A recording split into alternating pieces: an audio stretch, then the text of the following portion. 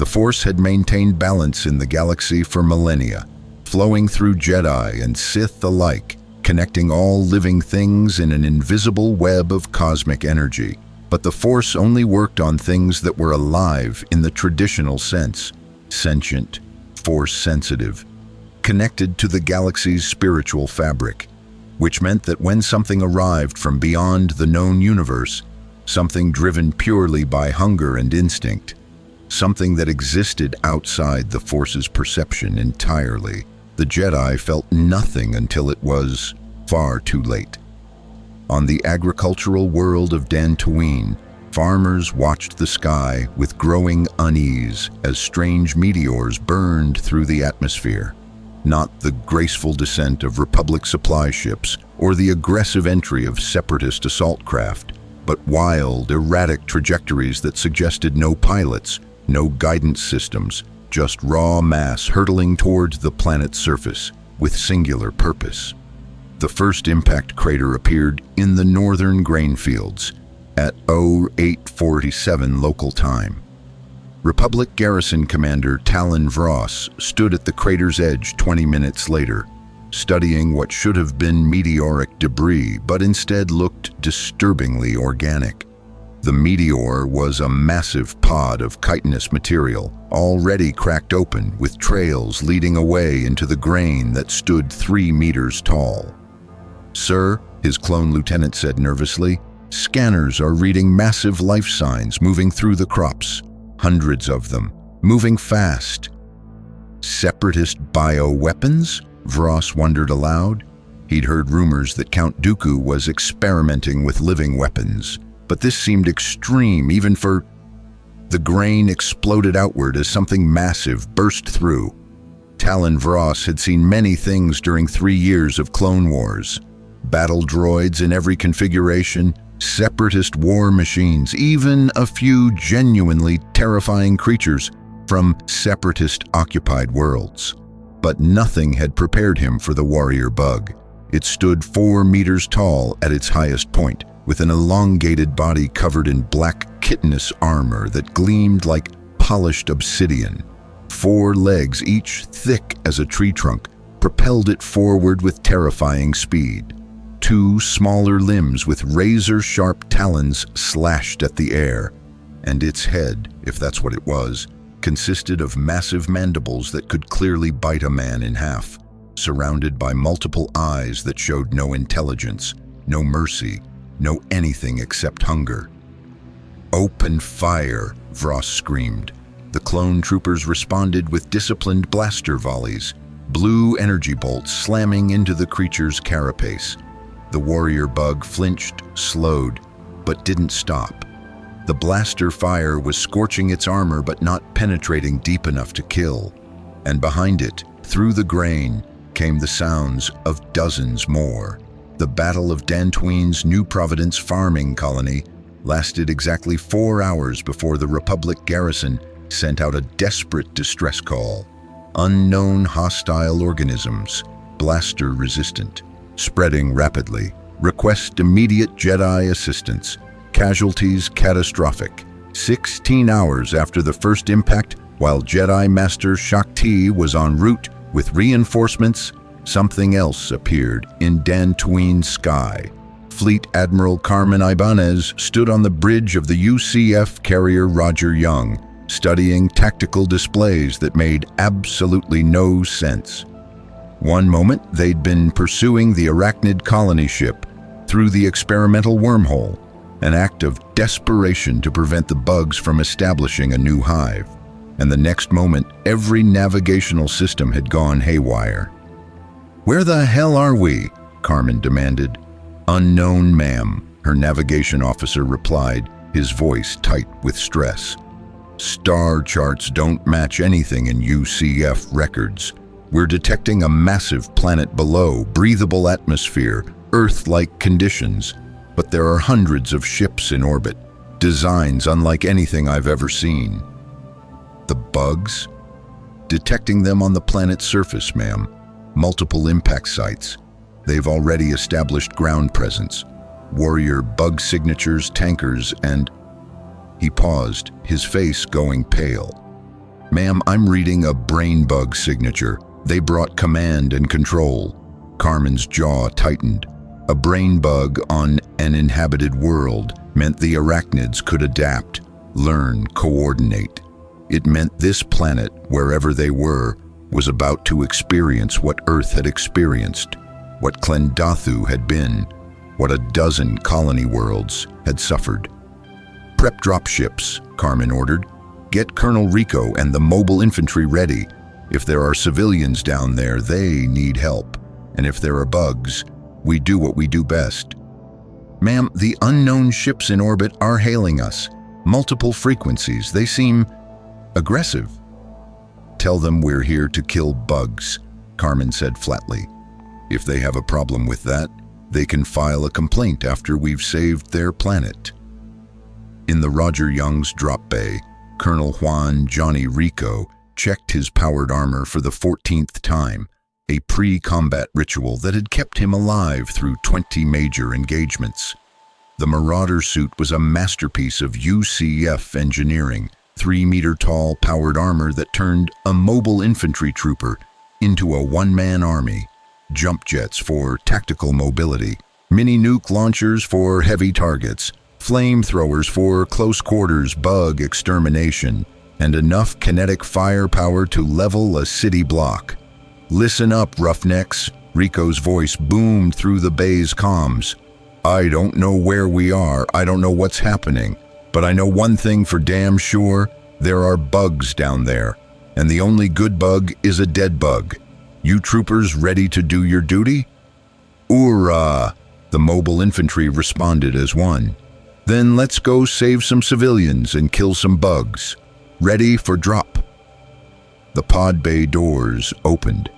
80 Mobile Infantry troopers in powered armor dropped toward Dantooine like meteors themselves, their armor's heat shields glowing red as they hit the atmosphere at terminal velocity. On the ground, Commander Vross watched in amazement as what looked like shooting stars resolved into armored figures that landed with ground-shaking impacts, their jump jets firing at the last second to cushion the landing. The armor was like nothing he'd ever seen. Massive, mechanical, bristling with weapons that looked decidedly non-energy based. One of the armored figures, clearly the leader based on command insignia, approached Vross. When it spoke, the voice was transmitted through external speakers in a language Vross didn't recognize, but the translation software in his helmet attempted to parse it. Civilians, where? Bugs, how many? I don't understand, Vross started to say, but then the grain fields erupted again. A dozen warrior bugs charged toward the Republic position, mandibles clacking, moving with the speed and coordination of a hive mind. Rico didn't hesitate. His right arm came up, and what Vross realized was some kind of projectile weapon spat fire, not blaster bolts. Actual solid projectiles moving at hypersonic speeds. The lead warrior bug's carapace didn't just scorch, it shattered. Explosive rounds penetrating deep and detonating inside the creature's body cavity. The bug went down in a spray of ichor. Troopers, weapons free, standard bug hunt formation. The Mobile Infantry spread out with practiced efficiency. Projectile weapons roared. Mini nukes streaked toward clusters of bugs, creating small mushroom clouds that vaporized warrior bugs by the dozen. Flamethrowers turned advancing tanker bugs into screaming torches, and through it all, the armored troopers moved with jump jet-assisted leaps that made them nearly impossible for the bugs to catch. It was the most brutally efficient display of warfare Vross had ever witnessed. No elegant lightsaber dueling, no force-enhanced acrobatics, just overwhelming firepower, tactical precision, and the absolute certainty that these warriors had fought this enemy before and knew exactly how to kill them. What are you people?" Vross breathed. Rico's armor turned toward him, and through the faceplate, Vross saw human eyes, tired, hardened by war, but fundamentally human. "Mobile Infantry United Citizen Federation," Rico said slowly. his translator starting to parse Vross's language. "We fight bugs. You have bugs. We help, understand?" Before Vross could respond, his comms crackled with a new transmission. "Republic forces, this is Jedi Master Shaktai. We're entering atmosphere. Hold your position," and her voice cut off abruptly. "What are those massive armored figures? Are those new separatist weapons?" "Negative," Vross said quickly. I don't know what they are, but they're killing the creatures." "Those aren't separatist bioweapons," Shakti said, her voice carrying the certainty of Force-granted insight. "Those creatures are outside the Force. I cannot sense them at all. They're wrong. Abominations." "Then you're going to love our new friends," Vross muttered, watching another mini-nuke turn 3 warrior bugs into paste, "because they're really, really good at killing abominations." The Jedi gunship descended toward the battlefield, and Shakti emerged with her lightsaber already ignited, her Padawan and a squad of clone troopers behind her. She took in the scene with Jedi perception, the bugs which registered as horrifying voids in the Force, and the armored warriors, who registered as human but encased in technology that was decades ahead of Republic standard. A warrior bug charged her position. Shakti's green blade flashed, cutting through its legs with precise strikes. The bug fell, but even severed, it continued trying to attack. Its biology didn't care about pain or fear. It just wanted to kill and consume. Rico's armor landed beside her with a ground-shaking thud, his flamethrower igniting and turning the crippled bug into a bonfire. He looked at the Jedi, at her glowing blade, and his translator finally managed. "Nice sword, but fire works better on bugs. They don't stop unless you burn them."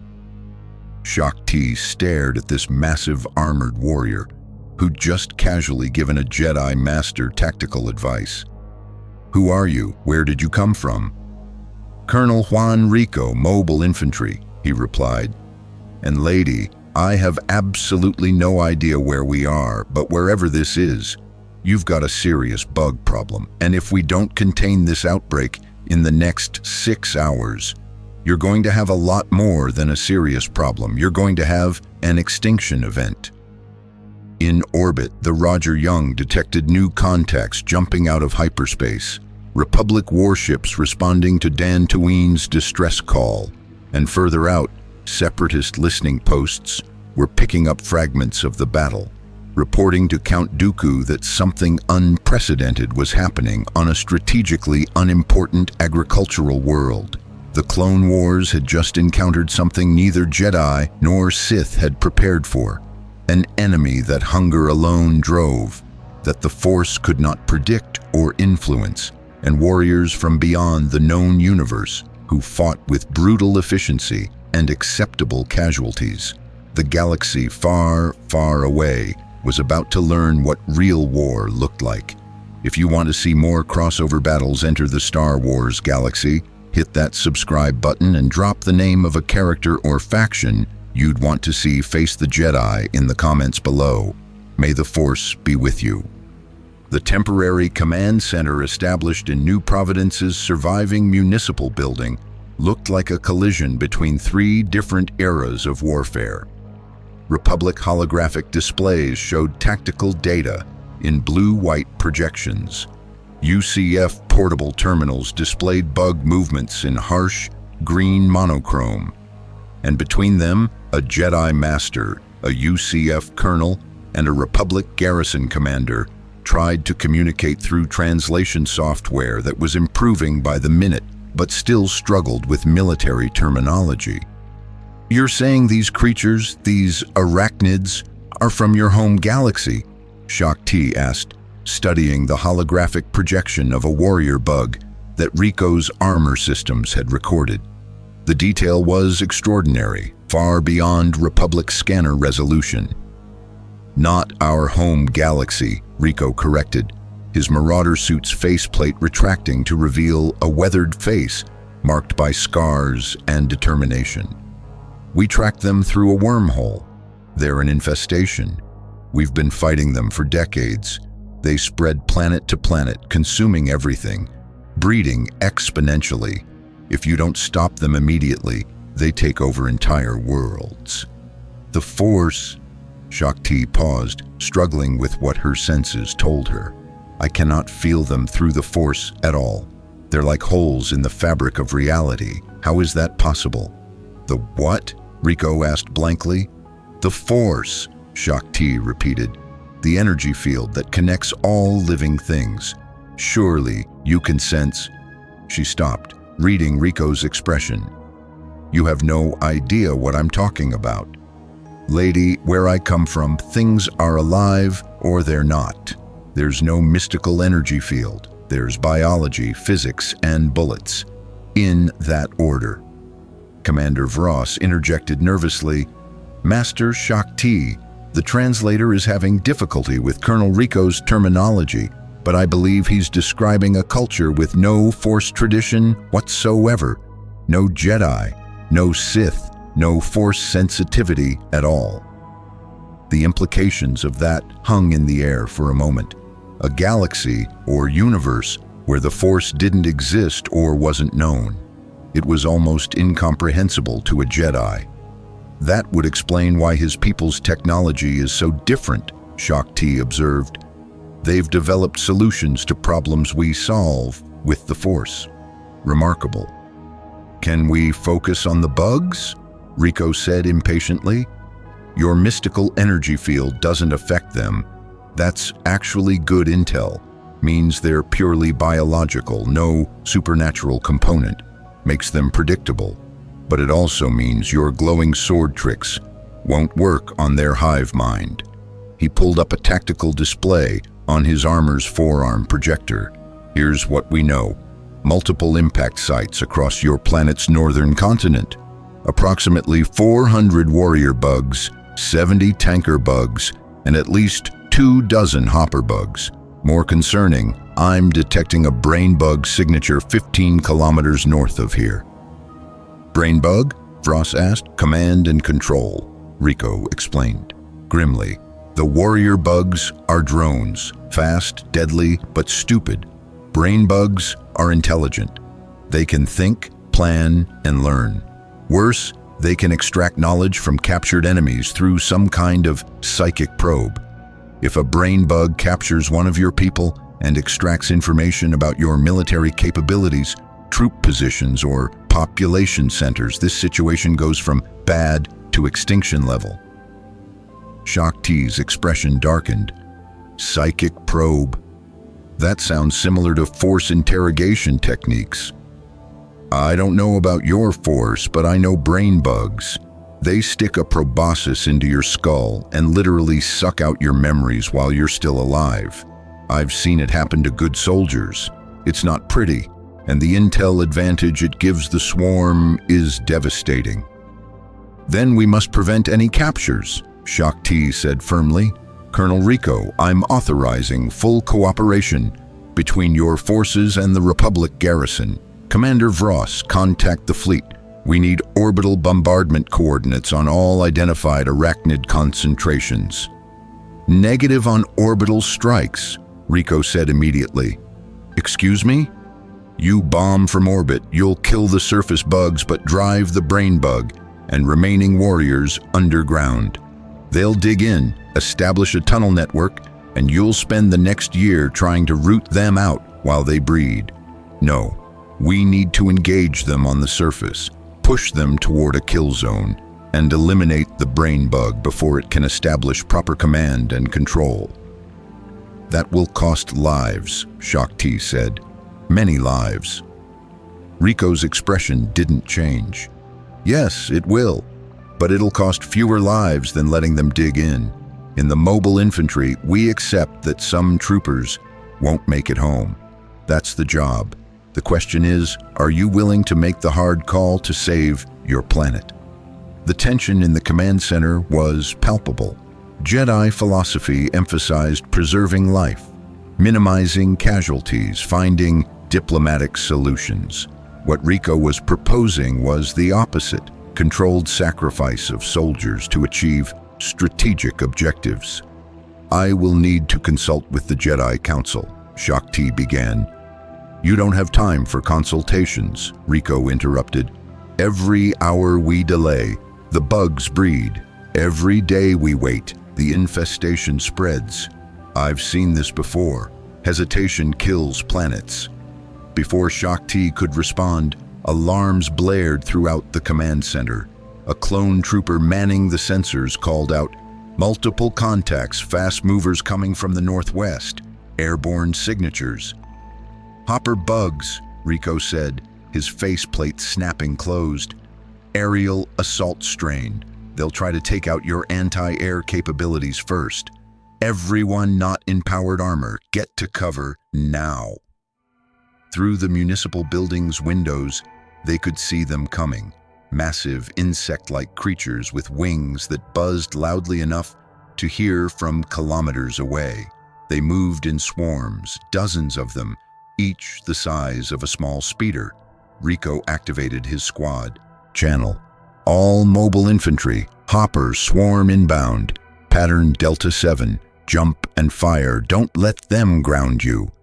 The mobile infantry troopers erupted from their defensive positions with jump jet-assisted leaps, rising 20 meters into the air. Mid-flight, they fired their kinetic weapons with devastating accuracy. Hopper bugs exploded in mid-air, raining ichor and carapace fragments. Those that got through the first volley were met by flamethrowers that turned them into flying torches. The clone troopers, grounded and without jump capability, fired their blasters upward. The energy bolts struck Hopper bugs and scorched their wings, but without the kinetic impact of UCF weaponry, many bugs survived to dive bomb Republic positions. Shakti's lightsaber became a green blur as she deflected Hopper bugs, her force-enhanced reflexes allowing her to track multiple targets. She leaped impossibly high, 20 meters in a single jump, and bisected 3 Hoppers mid-flight before landing gracefully. Rico, watching through his armor's sensors, whistled appreciatively. "Okay, that's new. Your people can jump like that naturally?" "The Force enhances our physical abilities," Shakti explained between strikes. "We are not as heavily armed as your mobile infantry, but we have our own advantages." Noted, might want to coordinate jumps. My people jump on jet power, predictable trajectories. You jump with space magic, unpredictable. Between our firepower and your acrobatics, we could create a hell of a defensive pattern. It was the beginning of an unlikely tactical partnership. Mobile infantry troopers would launch on their jump jets, drawing Hopper bug attention and firing in controlled bursts. Shakti and her Padawan would launch from unexpected angles, their forced jumps, allowing them to hit bugs from blind spots. Clone troopers provided ground-based crossfire, their blasters adding volume even if they lacked mobile infantry stopping power. The Hopper swarm was destroyed in 4 minutes. 43 bugs dead, 0 friendly casualties. As the last Hopper fell burning from the sky, Rico landed beside Shakti with a ground-shaking impact. "Not bad for a first joint operation. Your people have style, mine have firepower. Together, we might actually have a chance." "A chance at what?" Shakti asked. "Survival, because that was just a probe. The brain bug was testing our response, learning our capabilities. Now it knows we have aerial denial capability, heavy weapons, and your force abilities. Next wave will be adapted to counter what it learned." "Then we should attack immediately," Shakti said, "before it can fully adapt." "Now you're thinking like mobile infantry," Rico said approvingly. "Vros, get your clone troopers ready for ground assault. Master Jedi, how many of your sword fighters can you bring?" "There are 5 Jedi on planet, including myself and my Padawan. But Colonel, the Jedi Order does not typically operate as assault troops.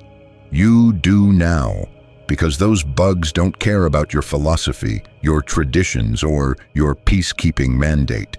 They want to eat your population and lay eggs in your cities. So here's the question. Are you warriors or aren't you? Shakti met his gaze steadily. The Force showed her possible futures, timelines where they hesitated and lost the planet, timelines where they attacked and suffered casualties, and one narrow timeline where brutal efficiency and Jedi skill combined to stop the infestation before it became unstoppable. "We are warriors," Shakti said, "when the situation demands it. Very well, Colonel Rico. The Jedi will join your assault, but I insist we make every effort to minimize civilian casualties." "Agreed. Civilians are what we're fighting for, but soldiers." He gestured to the dead hopper bugs littering the ground. "Soldiers are expected to die if it means civilians live. That's the job." "A harsh philosophy," Shakti observed. "An honest one. Where I come from, citizenship isn't given. It's earned through service. Every Mobile Infantry trooper volunteered knowing they might die. We accept that price because some things are worth dying for." Across the planet, in deep tunnels beneath the northern wastes, something alien and terrible was learning. The brain bug had watched the battle through the eyes of its hopper drones. It had seen the armored warriors with their chemical-propelled projectiles. It had seen the blade wielders who moved with impossible grace. It had felt the connection between those blade wielders and something it didn't understand. A pervasive energy field its species had never encountered. New variables, new threats, new food sources. The brain bug sent psychic commands through the hive network. Adjust tactics. Deploy tanker bugs in close quarters where the armored warriors' explosive weapons would be liability. Send warrior bugs in waves to tire the blade wielders. And most importantly, capture one of the blade wielders. Extract its knowledge of this force energy. Learn how to counter it, adapt, survive, consume. In the command center, as Rico and Shakti planned their assault, neither could know that across the galaxy other forces were taking notice. Count Dooku had received reports of the Dantooine incident, creatures that resisted the Force and warriors in armor, unlike anything in Republic arsenals. The Separatist leader saw opportunity, and in the Jedi temple on Coruscant, Master Yoda meditated on a disturbance he couldn't quite identify. Something had entered the galaxy that the Force itself seemed blind to, a darkness not of the Sith, a hunger not motivated by power or politics, just hunger, pure and terrible and growing. "A new threat this is," Yoda murmured to himself. "Unite the galaxy it might, or consume it." On Dantooine, dawn was breaking. Rico's Mobile Infantry and Shakti's Jedi were preparing to assault the brain bug's position. And somewhere in the tunnels beneath the planet's surface, 400 warrior bugs waited with perfect patience to kill everything that came within reach of their mandibles. The Clone Wars had just become significantly more complicated. The assault force assembled at dawn looked like something from a fever dream, a fusion of three completely different military doctrines preparing to work in unison against an enemy none of them fully understood. 80 Mobile Infantry troopers in Marauder-powered armor stood in formation, their weapons systems armed and ready. Each trooper carried enough firepower to level a city block. Mini-nukes, flamethrowers, kinetic cannons, and tactical explosives. They moved with the casual efficiency of veterans who'd fought this exact enemy on a dozen worlds. 200 clone troopers in white armor formed disciplined ranks, their DC-15 blasters held at the ready. They'd been bred for war, trained since birth, and had fought separatist forces across the galaxy. But bugs were a new enemy, and the clones' usual tactical doctrine, blaster suppression and coordinated advancement, had proven less effective than they'd hoped. 5 Jedi stood at the formation's head. Master Shakti, her Padawan Ahsoka Tano, who'd arrived with reinforcements during the night, and 3 Jedi Knights who'd been on planet when the infestation began. They wore traditional Jedi robes, carried lightsabers, and radiated the calm confidence of Force users who'd faced impossible odds before. And overseeing all of it, Colonel Juan Rico stood atop a cargo container, his armor's external speakers broadcasting to the entire force. "Listen up," Rico's voice carried across the assembly ground. "I know most of you can't understand my language yet, and I can't fully understand yours. But war is a universal language. Those bugs out there, they want to eat you, eat your families, breed in your cities until there's nothing left but chitin and hunger. That's what they do. That's all they do." The translation software struggled with the nuances, but Rico's tone and body language transcended language barriers. This was a man who'd seen what Arachnids could do and was absolutely committed to stopping them. "You clone troopers, I've watched you fight, disciplined, professional, but your energy weapons are scorching bugs when you need to be penetrating them. Aim for the joints, the eyes, the mouth. Concentrated fire, don't spread your shots." He turned to the Jedi. "You sword fighters, you're fast and you're skilled. But bugs are dumb. They don't dodge, they charge. Use that. Let them come to you, then cut them down. Don't chase them. You chase, you get separated. You get separated, you get swarmed." Shakti inclined her head in acknowledgement. "Sound tactical advice, Colonel.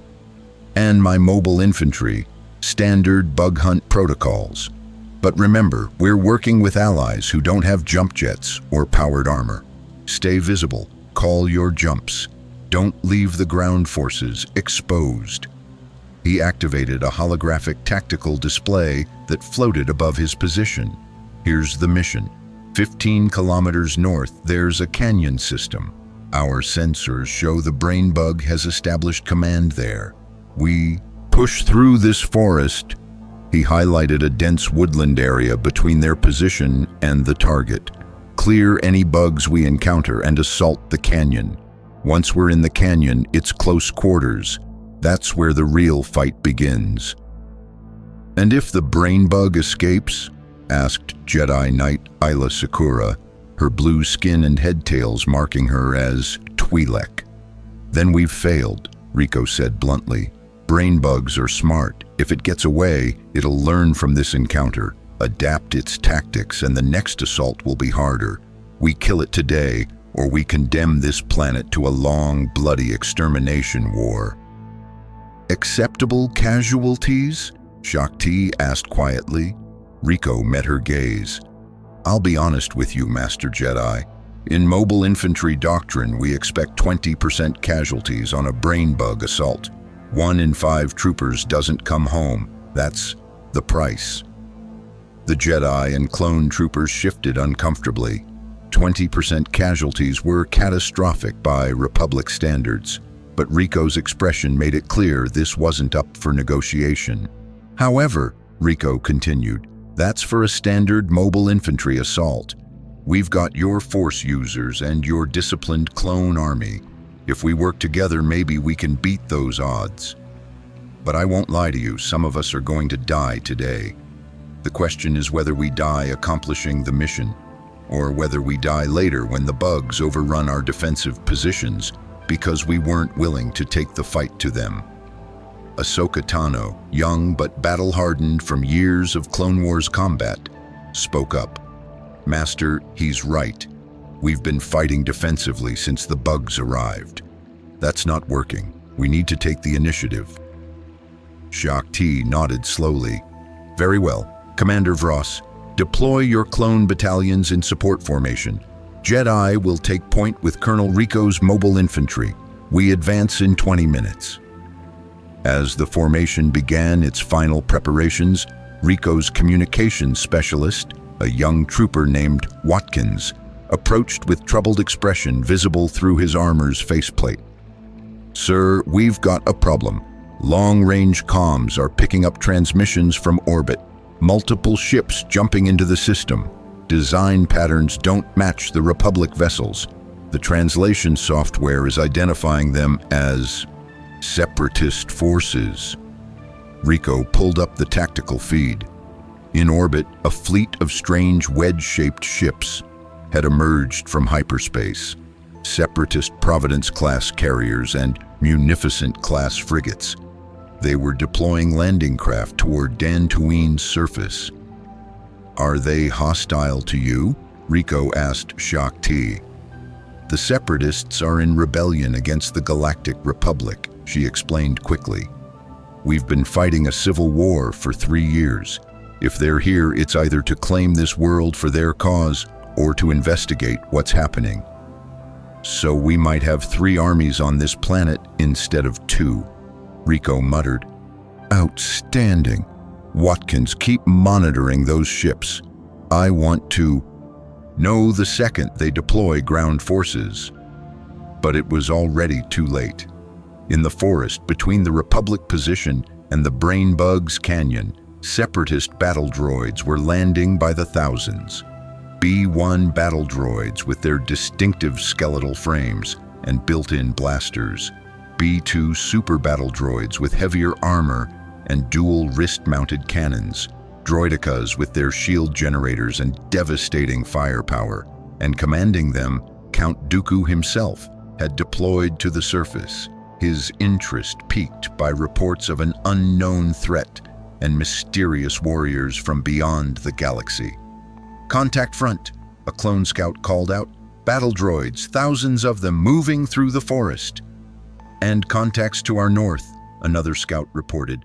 "Bug signatures, large cluster, moving fast." Rico processed the tactical situation in seconds. They had bugs approaching from the north, Separatist droids approaching from the east, and they were caught in between with their backs to New Providence Colony.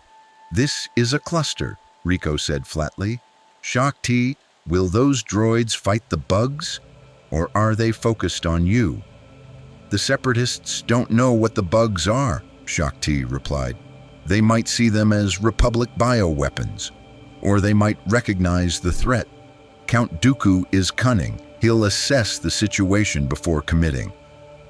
"Then we need to make the situation clear," Rico decided. "We're going to push north toward the bugs. If the droids follow us, we let them. If they engage us, we fight a 2-front battle. Either way, we complete the mission." "You want to advance toward both enemy forces simultaneously?" Ahsoka asked incredulously. "I want to force them to encounter each other," Rico corrected. "Let the bugs and droids figure out who's a bigger threat. While they're fighting each other, we move on the brain bug." It was insane. It was tactically unsound by every Republic military doctrine, but it was exactly the kind of aggressive, unconventional thinking that Mobile Infantry doctrine encouraged. Shaak Ti closed her eyes briefly, consulting the Force. She saw timelines branching, most ending in disaster, but one slim path where chaos created opportunity. The Force suggests this may work, but it will require perfect timing. "War always does," Rico replied. "All units advance north. Mobile Infantry, take point. Clone Troopers, center formation. Jedi, provide security on flanks. Move out." The combined force began advancing through the forest. The trees were massive, their trunks 3 meters wide, their canopy so dense it blocked most sunlight. Perfect terrain for bugs to ambush from. And ambush they did. The first warrior bug burst from undergrowth with shocking speed. Its mandibles aimed at a clone trooper who barely had time to scream before Ahsoka's lightsaber flashed, severing the bug's head from its body in one clean strike. The creature's momentum carried it forward, crashing into a tree, its legs still twitching. "Good kill," Rico commented, "but there's never just one." The forest exploded with movement. Warrior bugs emerged from every direction, their chitinous armor scraping against bark, their mandibles clicking in what might have been communication or might have been hunger. Dozens of them, then hundreds. "Contact all sides," Commander Vross shouted. "We're surrounded." "Formation circle," Rico commanded. "Mobile infantry, jump and fire. Jedi, perimeter defense, clones, concentrated volleys. The Mobile Infantry troopers launched skyward on their jump jets, rising above the bug swarm. From their elevated positions, they had clear firing lanes. Kinetic weapons roared, explosive rounds tearing through warrior bug carapaces. Mini nukes streaked into dense concentrations, creating small mushroom clouds that vaporized bugs by the dozen. The Jedi became a blur of motion. Shaak Ti's green blade carved through bug after bug with economical precision. Aayla Secura used the Force to hurl bugs into each other, disrupting their coordinated assault. A Zabrak knight named Eth Koth channeled Force lightning, a dangerous technique bordering on dark side use that arced between bugs, frying their nervous systems. And Ahsoka, young but fierce, fought with 2 lightsabers in her distinctive reverse grip. She was fast, impossibly fast, and bugs that came at her from multiple angles found themselves cut down before they could close the distance. The clone troopers fought with disciplined precision, but the sheer number of bugs began to overwhelm them. A warrior bug broke through the perimeter, grabbed a trooper and bit him in half before anyone could respond. 2 more troopers died seconds later, pulled down by coordinated bug attacks. "Flamethrowers!" Rico commanded. "Burn a perimeter!"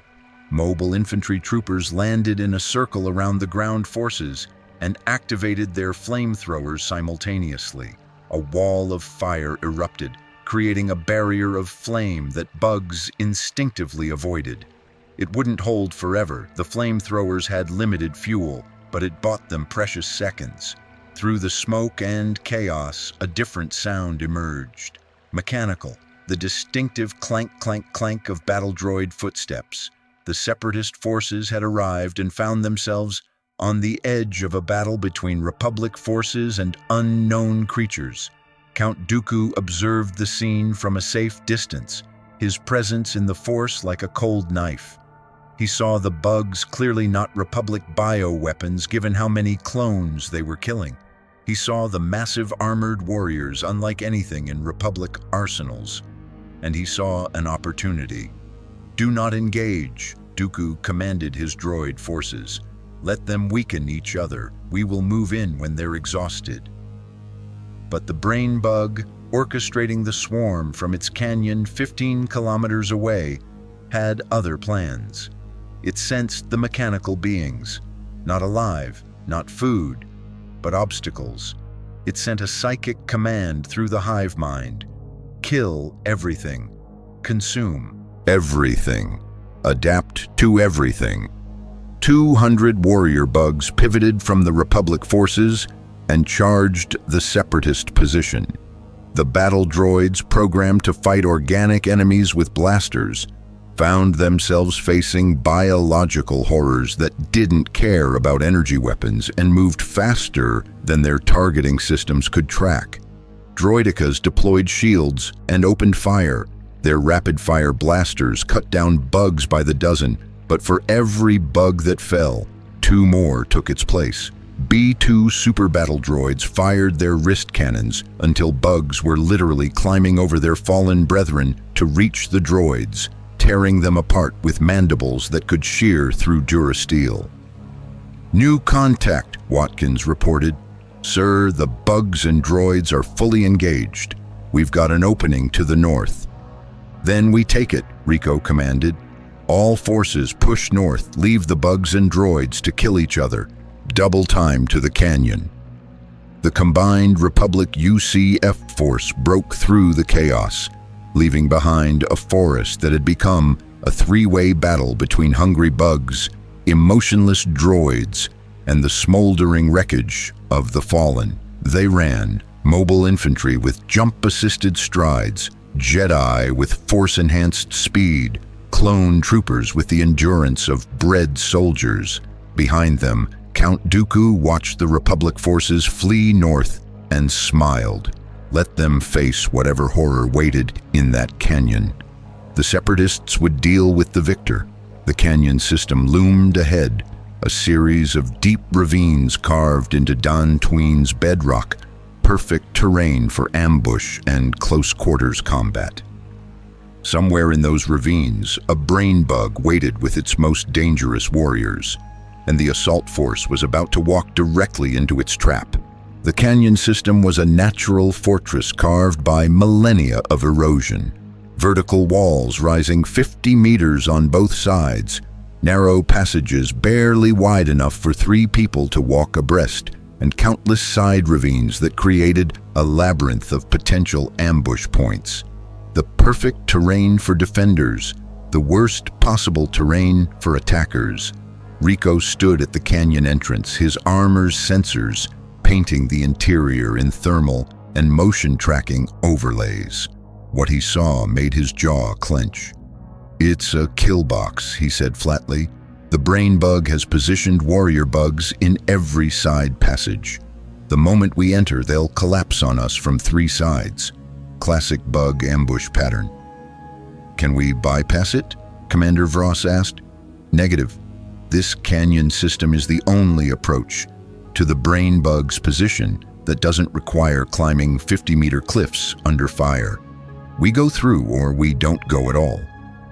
Shaak Ti stepped forward, her eyes closed as she reached out through the force. "I sense nothing.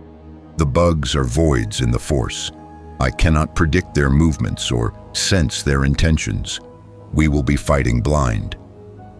"Welcome to every bug hunt ever," Rico replied. "Mobile Infantry doesn't rely on precognition. We rely on firepower, tactical doctrine, and accepting that some plans only survive until first contact. Here's what we do. I send in a fire team with heavy ordnance. They draw the ambush. Once the bugs commit, you Jedi hit them from above with your jumping ability while my main force pushes through the center. Classic hammer and anvil." "You're proposing to use your soldiers as bait," Shaak Ti said, her tone carefully neutral. "I'm proposing to use volunteers who understand the mission," Rico corrected. "Watkins, get me 4 troopers. Heavy weapons load. They know what this is." 4 mobile infantry troopers stepped forward without hesitation. Through their armor's external speakers, Rico heard one of them, a corporal named Hendricks, say something in their language that made the others laugh grimly.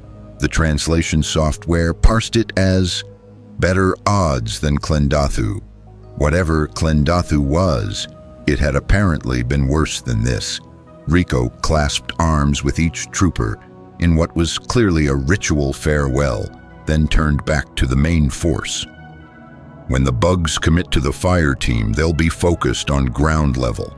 That's when you Jedi do your thing. Jump over the walls, hit them from above where they're not expecting attack. Bugs are optimized for frontal assault.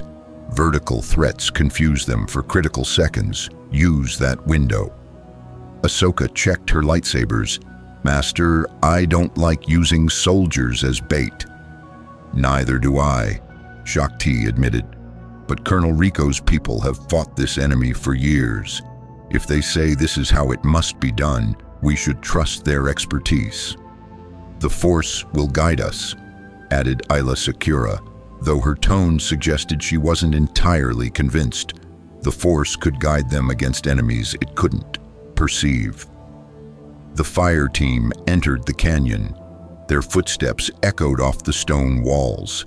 Every sensor on their armor was active, tracking heat signatures, motion, atmospheric disturbances.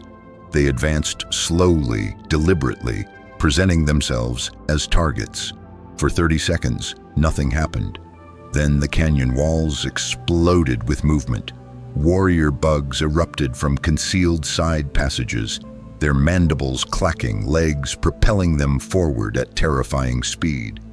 They came from 3 directions simultaneously, front, left, and right, exactly as Rico had predicted. 20 bugs, 30, 40. The fire team didn't try to run. They stood their ground and opened fire with everything they had. Kinetic weapons roared. Mini-nukes streaked into the charging mass. Flamethrowers created walls of fire that bugs charged through regardless of the damage. The troopers fought with the calm efficiency of veterans who knew they were about to die, but were determined to take as many enemies with them as possible. "Now," Rico commanded. The Jedi launched. Shakti leaped 50 meters straight up, using the Force to propel her body in defiance of gravity. At the apex of her jump, she ignited her lightsaber and plunged downward like a green comet, landing among the bugs attacking the fire team from the left. Her blade was a blur, cutting, slashing, dismembering with surgical precision. Ahsoka and Aayla Secura launched from opposite sides, their combined attack creating a pincer movement that caught the bugs between two different threats. Ahsoka's dual blades carved through carapace like paper. Aayla used the Force to hurl a warrior bug into 3 others, creating a domino effect that disrupted their coordination. "Main Force, advance!" Rico commanded, and 80 Mobile Infantry troopers stormed into the canyon with jump-assisted strides, while 200 clone troopers followed at ground level, their blasters adding suppressing fire. The ambush had been turned. The bugs, expecting easy prey, now faced attacks from multiple vectors above, below, ground, and air. But bugs didn't retreat. They doubled down. More warriors emerging from hidden tunnels, committing everything to the kill. One of the fire team troopers, Hendrix, went down as 3 bugs overwhelmed his position simultaneously. His armor sparked and crumpled under their combined assault. And through the squad channel, Rico heard Hendrix's final transmission. "Worth it! Kill them all, Colonel!" Then his armor's vital signs went flat. "Hendrix is down," Watkins reported, his voice tight with grief. "Mark and continue," Rico commanded, his tone brooking no sentiment. "We grieve later. Fight now." The canyon battle descended into chaos. Mobile infantry troopers fired mini-nukes at point-blank range, accepting the blast radius damage to kill multiple bugs. Jedi moved like phantoms, their Force-enhanced speed making them nearly impossible for bugs to target. Clone troopers held the center formation, creating kill zones with concentrated blaster fire. But the bugs kept coming. For every warrior bug that died, another emerged from the tunnels. The brain bug was throwing everything at them, and slowly, inevitably, the numbers began to tell. A clone trooper screamed as a bug's mandibles closed around his midsection, cutting him in half. 2 more troopers died seconds later, overwhelmed by coordinated attacks. Mobile infantry troopers were taking damage, armor dented, systems failing, mobility compromised. And then, through the chaos, Eathcoth sensed something that made his blood run cold. "Master Shakti, there's something else here, something intelligent. I can feel its thoughts even though I can't sense the bugs. It's..." A massive shape exploded from a side tunnel. Not a warrior bug. Something else, something worse. The tanker bug was the size of a small building, its body bloated and swollen with pressurized acid. It had minimal offensive capabilities beyond its size and mass, but what it lacked in agility it made up for in destructive potential. The acid it carried could dissolve armor, flesh, and stone with equal efficiency. "Tanker!" Rico screamed. "Fall back! Do not engage at close range!" But it was too late. The tanker bug's abdomen contracted, and a stream of corrosive acid sprayed across the canyon. Clone troopers caught in the spray screamed as their armor dissolved and their flesh bubbled. A mobile infantry trooper tried to jump clear but caught the edge of the spray. His left leg armor melted and he crashed to the ground, screaming. Shakti threw up a force barrier, deflecting the acid away from a cluster of troops, but the effort left her staggered. The Force could manipulate physical objects, but acid was liquid, dispersed, hard to affect cohesively. "Target the tanker," Rico commanded. "Concentrated fire, aim for the acid sac." Every weapon in the canyon turned toward the tanker bug. Kinetic rounds punched into its swollen abdomen. Blaster fire scorched its carapace, and then Ayla Secura made a desperate choice. She channeled the force into a massive telekinetic lance and drove it directly into the tanker's acid sac. The bug exploded, not with fire, but with acid that sprayed in every direction.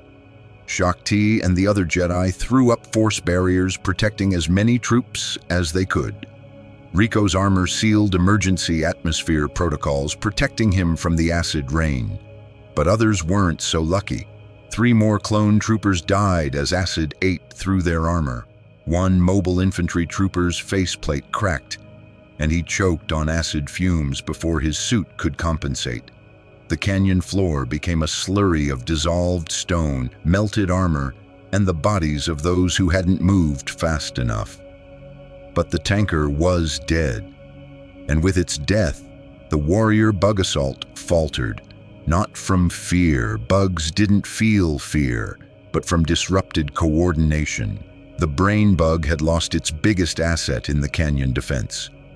"Push forward," Rico commanded. "The brain bug is close, I can feel it." He was right. Through a narrow passage at the canyon's far end, sensors detected a massive heat signature in a cave system beyond. The brain bug's command chamber. The surviving force, now reduced to 58 Mobile Infantry troopers, 142 clone troopers, and all 5 Jedi, advanced through the passage. Bodies of their dead littered the canyon behind them. Hendrix, 3 other Mobile Infantry troopers whose names Rico would add to the memorial wall if they survived. 28 clone troopers who'd given their lives to reach this point. They emerged into a vast cavern that the bugs had clearly been expanding. Walls carved by mandibles, floors smoothed by the passage of countless legs. And at the cavern's center, illuminated by bioluminescent fungus, sat the brain bug.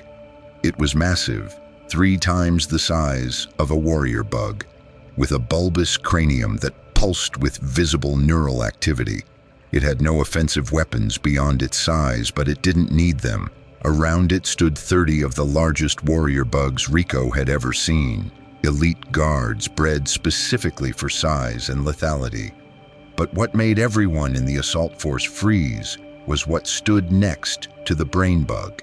Jedi Knight Eth Koth, or what had been Eth Koth. The Zabrak Jedi's head was tilted at an unnatural angle, and from his skull protruded a proboscis, the brain bug's feeding extraction appendage.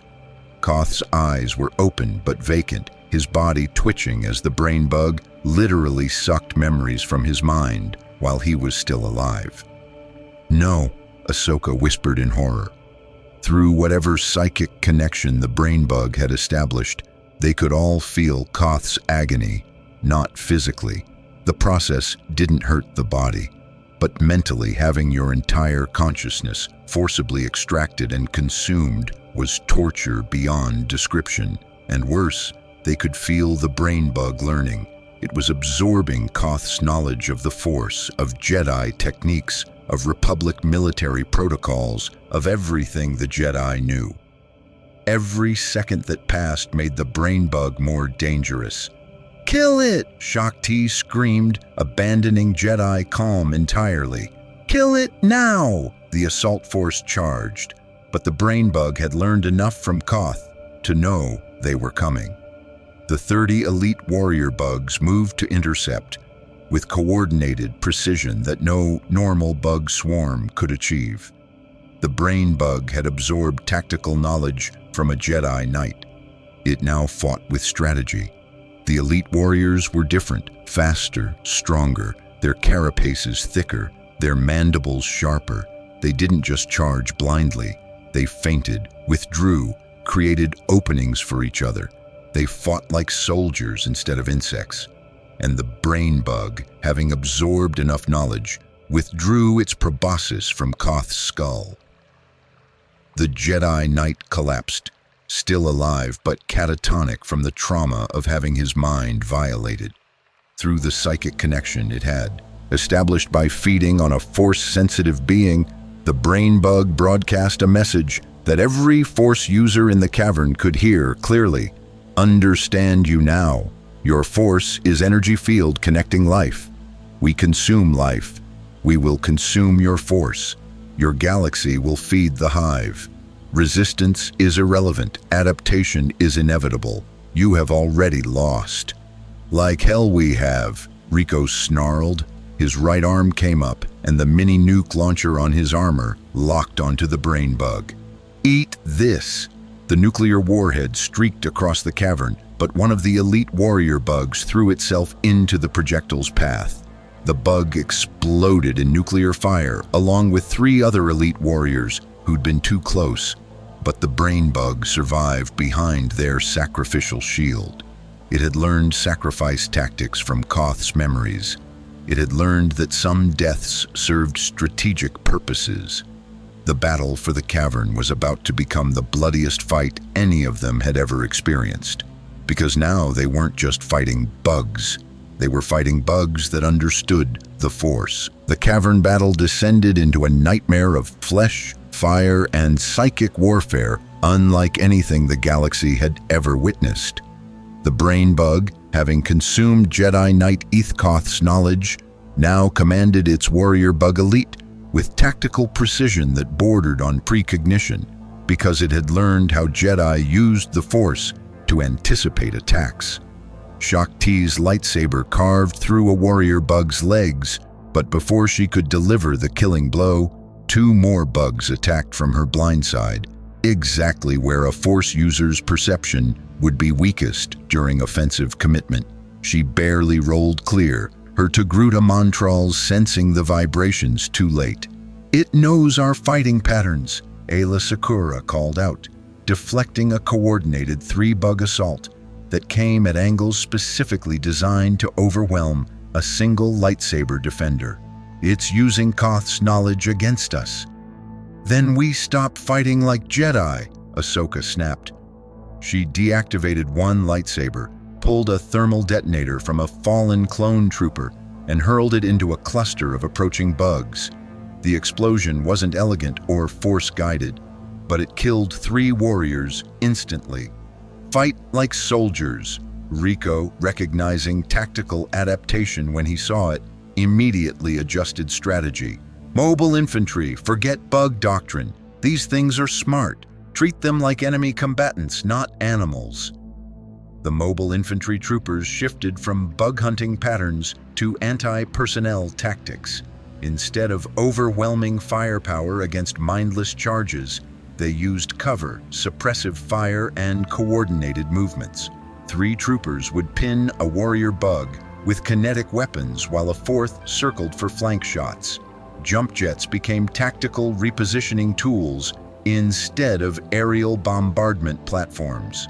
The clone troopers, bred for warfare against intelligent opponents, actually found the new bug behavior easier to fight. Commander Vross organized his remaining troops into fire teams that used the cavern's natural rock formations for cover, creating crossfire kill zones that even tactically aware bugs struggled to navigate. But the brain bug was learning from every exchange. Through its psychic link to the swarm, it absorbed lessons in real time. Clone tactics that worked once became predictable on the second attempt. Mobile infantry flanking maneuvers were anticipated and countered. Even improvised strategies like Ahsoka's grenade throwing were recognized and adapted to within minutes. "It's learning too fast," Watkins reported from his position behind a stalagmite, his armor's left shoulder smoking from an acid burn. "Every tactic we use, it counters within 3 engagements. Then we only get 3 shots with any strategy," Rico calculated grimly. "We need to hit the brain bug directly. All other targets are secondary. Concentrate fire on..." A psychic wave slammed into every Force-sensitive being in the cavern. Not an attack exactly, but a broadcast. Raw information forced directly into their minds. The brain bug was using Koth's stolen knowledge of Force telepathy to communicate. And what it communicated was horror. Images flooded Shakti's mind. Dantooine consumed, its population converted to biomass, the bugs spreading to neighboring systems. Coruscant itself covered in chitinous hive structures, the Jedi temple collapsed and converted into a breeding chamber. The entire galaxy transformed into feeding grounds for an endless arachnid swarm. And through it all, the brain bug's consciousness, cold and alien and absolutely certain of inevitable victory. Your force cannot stop hunger. Your weapons cannot stop evolution. Your unity cannot stop consumption. We are inevitable. Shakti staggered, her mental defenses crumbling under the psychic assault. Around her, the other Jedi were similarly affected. Aayla Secura dropped to one knee, her hands clutching her head. Ahsoka's lightsabers deactivated as she fought against visions of galactic extinction. The brain bug had learned force-based psychological warfare from Koth's memories, and it was devastatingly effective. But there was one person in the cavern completely immune to psychic attacks: Colonel Juan Rico. He had no force sensitivity, no psychic potential, nothing for the brain bug to latch onto.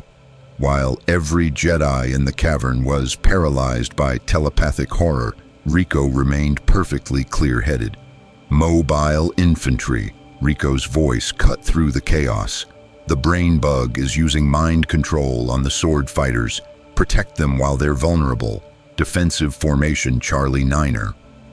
The Mobile Infantry troopers, also immune to force telepathy, immediately formed a protective perimeter around the incapacitated Jedi. They turned their backs to the Jedi and faced outward, creating a shield wall of powered armor between the Force users and the approaching warrior bugs. "Sir, we can't hold this position forever," a trooper named Yazzie called out, her flamethrower cutting down two bugs that got too close. "We're down to 40% ammunition. Another 3 minutes of sustained combat, and we're down to knives." "Then we end this in 3 minutes," Rico decided.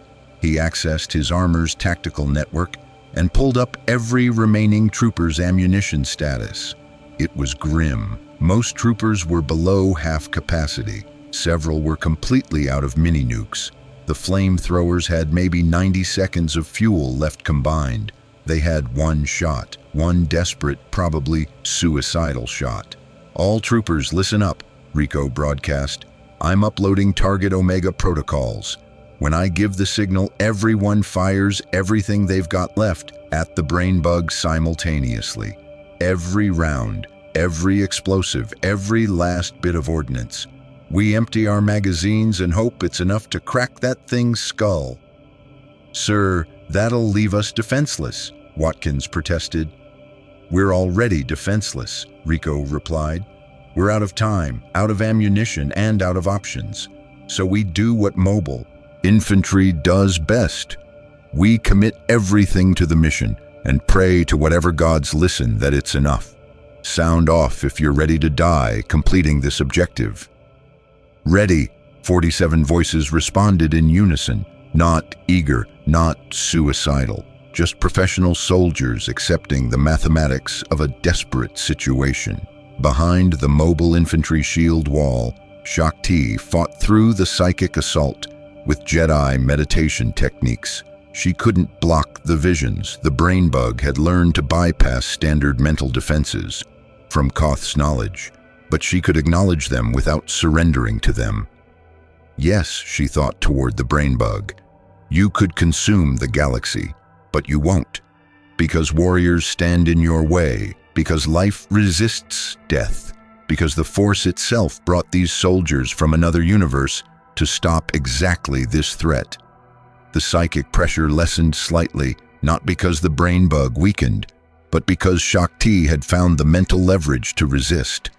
She opened her eyes to find Ahsoka and Aayla similarly recovering, using their own variations of Force meditation to push back against the telepathic assault. "Master," Ahsoka gasped, "we need to coordinate with Rico. The Force is showing me a path. Narrow, unlikely, but possible. If the Mobile Infantry attacks the brain bug directly, We can use the Force to amplify their assault. Amplify kinetic weapons with the Force? Ayla looked skeptical. That's not something we typically... Nothing about this is typical, Ahsoka interrupted. These soldiers fight without the Force, but we have the Force.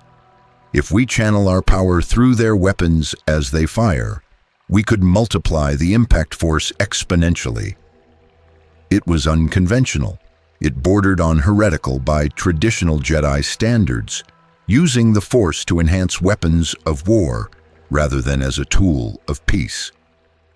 But Shakti had learned over the past day that conventional Jedi wisdom didn't apply to bugs that existed outside the Force's normal reach. Do it, Shakti decided. She activated her comlink. Thankfully, the translation software had finally achieved full functionality. Colonel Rico, we have a plan. When you fire on the brain bug, we'll use the Force to accelerate and enhance your projectiles. It will require perfect timing. Perfect timing is what I do, Master Jedi, Rico replied. On my mark, 3, 2, 1, fire everything. 47 Mobile Infantry troopers unleashed every weapon they possessed simultaneously. Kinetic cannons roared. The last 3 mini-nukes streaked toward the brain bug. Explosive rounds, incendiary grenades, and shaped charges all converged on a single target. And in that instant, 3 Jedi channeled the Force with precision they'd never attempted before.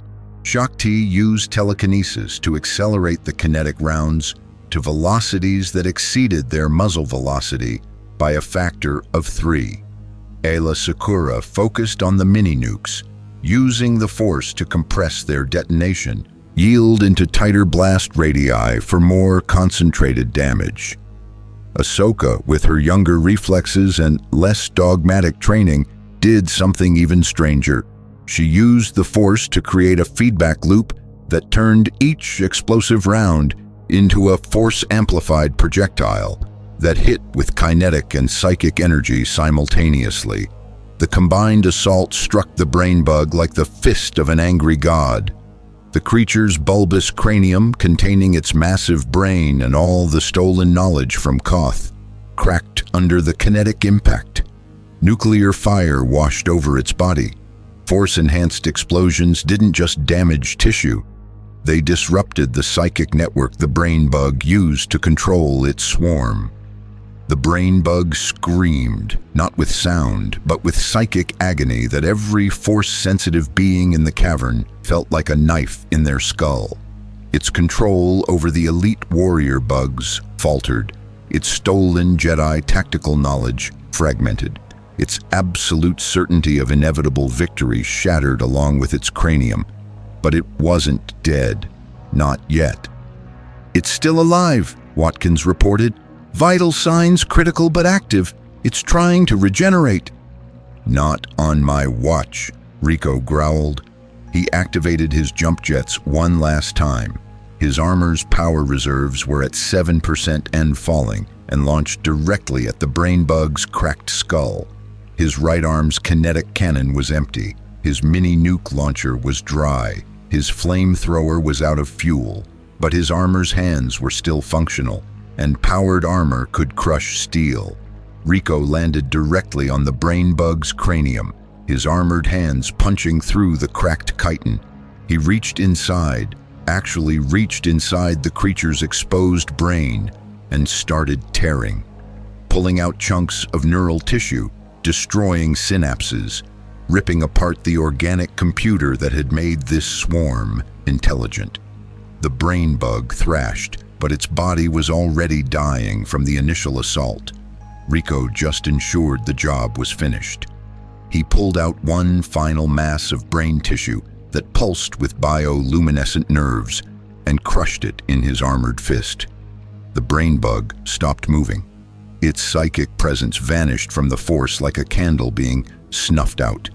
And across the cavern, every elite warrior bug suddenly became confused. Their tactical coordination gone, their learned behaviors erased. They reverted to baseline bug behavior. charging mindlessly, attacking without strategy, and that made them easy to kill. The remaining Mobile Infantry troopers and clone troopers made short work of the now stupid bugs. Without the brain bugs' coordination, they were just large, fast animals, dangerous but manageable. Lightsabers carved through them with ease. Blaster fire that had been inefficient against tactically aware bugs now worked perfectly against mindless ones. 10 minutes later, the cavern was silent except for heavy breathing and the crackle of smoldering chitin. Every elite warrior bug was dead. The brain bug's body leaked, ichor across the cavern floor, and Rico sat on top of the corpse, his armor's power reserves at 2%, covered in bug fluids and exhausted beyond measure. "Mission accomplished," Rico said flatly. "Brain bug neutralized, swarm decapitated, Dan Tween is saved." Shakti approached the fallen Jedi Knight, Ethkoth, who was still alive but catatonic from his mental violation. "We need to get him to medical facilities immediately. The damage to his mind is extensive." "Will he recover?" Ahsoka asked. "I don't know," Shakti admitted.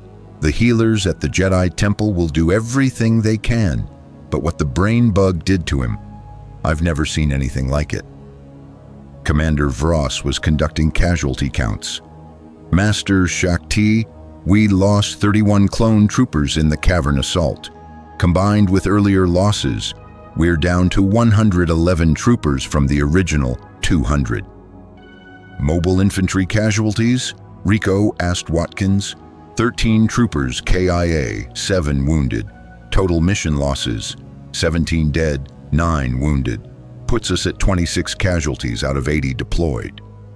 Watkins paused. "That's 32.5% casualties, sir, above doctrinal expectations for a brain bug assault." "But we won," Rico said, "and winning ugly is still winning." They emerged from the canyon system to find Dantooine's sun setting, casting long shadows across the battlefield. The forest where they'd fought hours earlier was littered with dead bugs and destroyed battle droids. The separatist forces had withdrawn after sustaining heavy losses against the leaderless bug swarm. Count Dooku had apparently decided this world wasn't worth the cost. But as the surviving Republic and UCF forces began the long march back to New Providence Colony, none of them knew that the battle for Dantooine was just the beginning. In orbit, Fleet Admiral Carmen Ibanez was receiving reports that made her blood run cold. "Ma'am, long-range sensors are detecting more Arachnid meteors entering the system," her sensor officer reported. "These aren't targeting Dantooine. They're heading for other worlds. The bugs that came through the wormhole with us weren't just one colony ship. They were part of a full invasion fleet, and now they're spreading across this entire galaxy." Carmen stared at the tactical display, showing dozens of red contacts moving toward populated worlds throughout the sector. This wasn't an isolated incident. This was an invasion, an extinction event in the making. "Get me Colonel Rico," Carmen ordered, "and get me every authority figure in this galaxy who will listen. Because if they thought today was bad, they have no idea what's coming." The Clone Wars had just become infinitely more complicated, because now the Republic, the Separatists, and everyone else in the galaxy faced a choice: unite against an existential threat, or die divided as the Arachnid swarm consumed world after world. And somewhere in the galaxy, Darth Sidious sensed through the Force that something unprecedented had occurred. His carefully orchestrated war was being disrupted by a threat even he hadn't foreseen. An enemy that couldn't be manipulated, corrupted, or controlled. Just hungry and spreading. The emergency session of the Galactic Senate 3 days after the Dantooine incident was the most chaotic in Republic history. Senators from 1,000 worlds screamed over each other, their repulsor pods jostling for position in the massive Senate chamber while Supreme Chancellor Palpatine sat in his central podium. his expression carefully neutral despite the absolute pandemonium unfolding before him. 17 agricultural worlds have reported meteor impacts matching the Dantooine pattern. The Separatists are claiming this is a Republic bioweapon. My constituents are demanding military protection that we cannot provide while fighting a civil war. Order! Palpatine's voice, amplified across the chamber, finally created a moment of relative quiet. We will address this crisis systematically. Admiral Ibanez of the United Citizen Federation has requested permission to address this chamber. Given that her forces helped save Dantooine, I believe we should hear what she has to say. Carmen Ibanez stood on a platform beside Jedi Master Shakti, both women looking exhausted but determined. The translation technology had finally been perfected, allowing real-time communication between UCF personnel and the Republic. Carmen's voice carried across the chamber with military precision. Senators, I'll be blunt. The creatures you're facing, the Arachnids, are an extinction-level threat. They don't negotiate. They don't surrender. They consume. My people have been fighting them for 30 years across multiple star systems. We've lost billions of civilians and thousands of soldiers. We know their patterns, their biology, and their endgame. Senator Bail Organa of Alderaan leaned forward. Admiral, you claim these creatures cannot be negotiated with. How can you be certain? Every species has some form of communication. Because we tried, Carmen replied flatly. Early in the war, we captured what we thought were intelligent bugs, brain bugs that could interface psychically with captured humans. We attempted diplomatic contact. Their response was to extract our diplomats' knowledge and use it to kill more effectively. The Arachnids don't want territory or resources in the traditional sense. They want biomass to convert into more bugs. You, your families, your entire civilization, you're all just future biomass to them. The chamber erupted in outraged denials and fearful accusations. Senator Orn Free Ta of Ryloth shouted above the din, "This is fear-mongering. We should establish a quarantine zone and study these creatures before resorting to..." "Study them," Carmen's voice cut like a knife. "Senator, while you're studying them, they're breeding. One brain bug can coordinate 10,000 warrior bugs.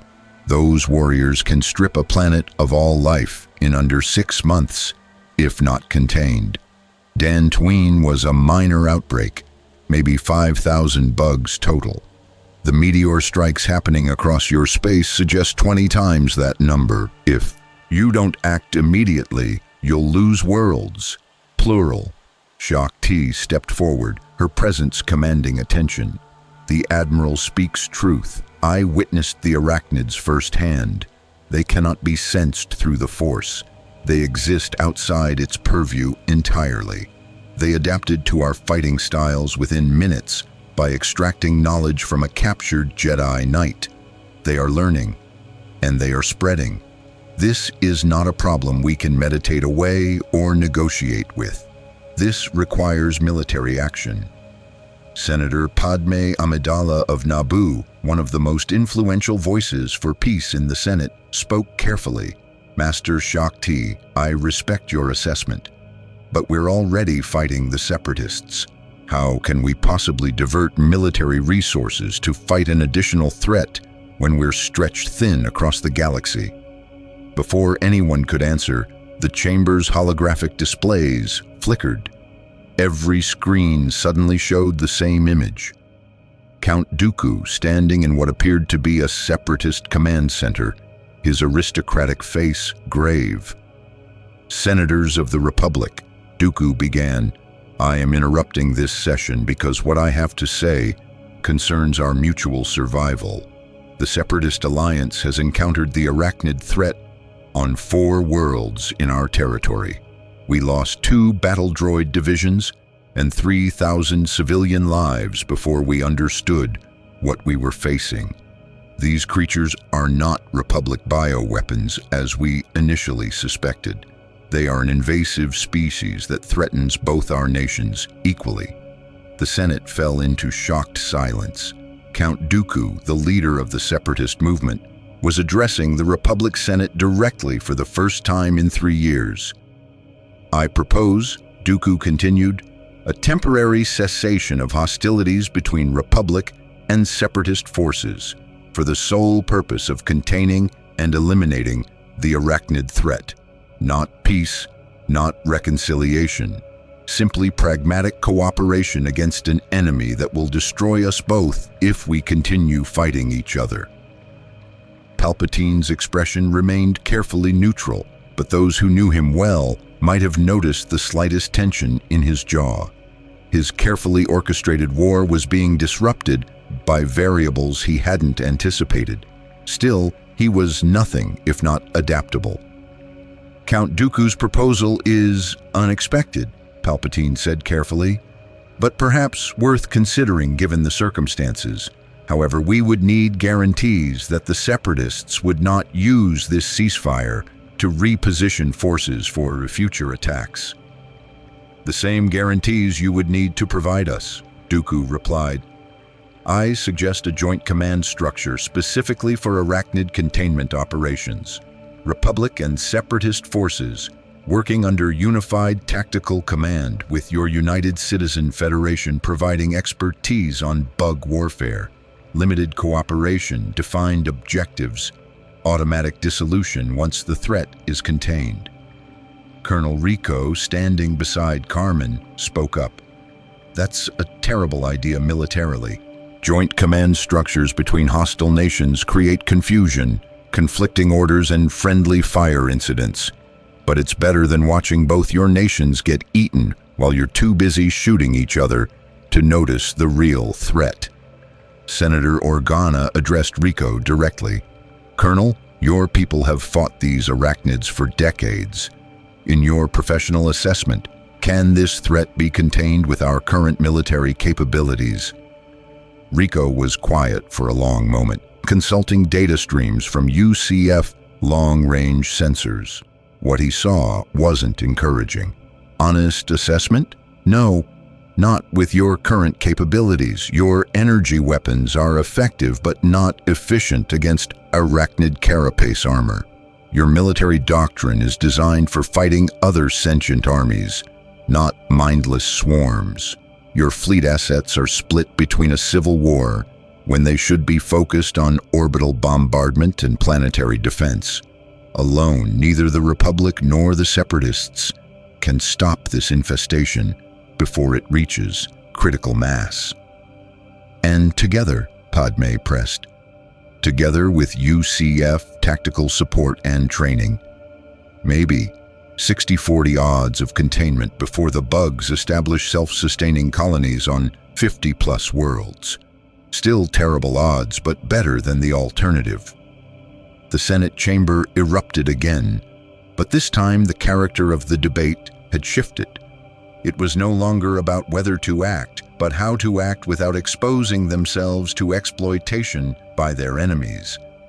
Anakin Skywalker, present as a military observer, spoke quietly to Obi-Wan Kenobi. "Master, this feels wrong. Dooku proposing cooperation? He's manipulating something."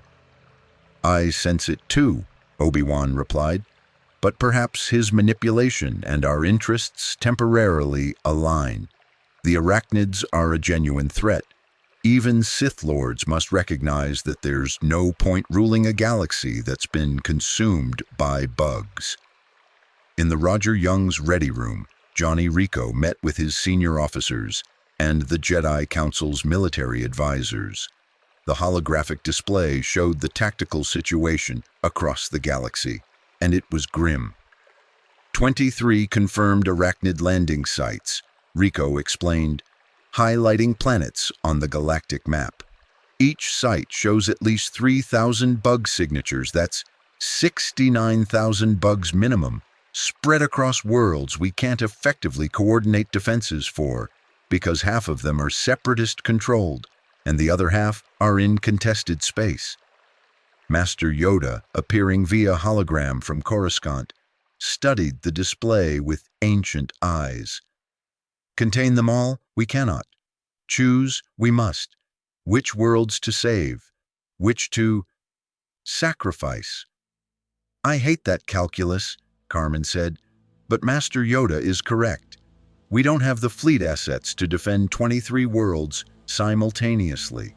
We need to establish a containment line, decide which worlds are defensible and which have to be evacuated or sterilized.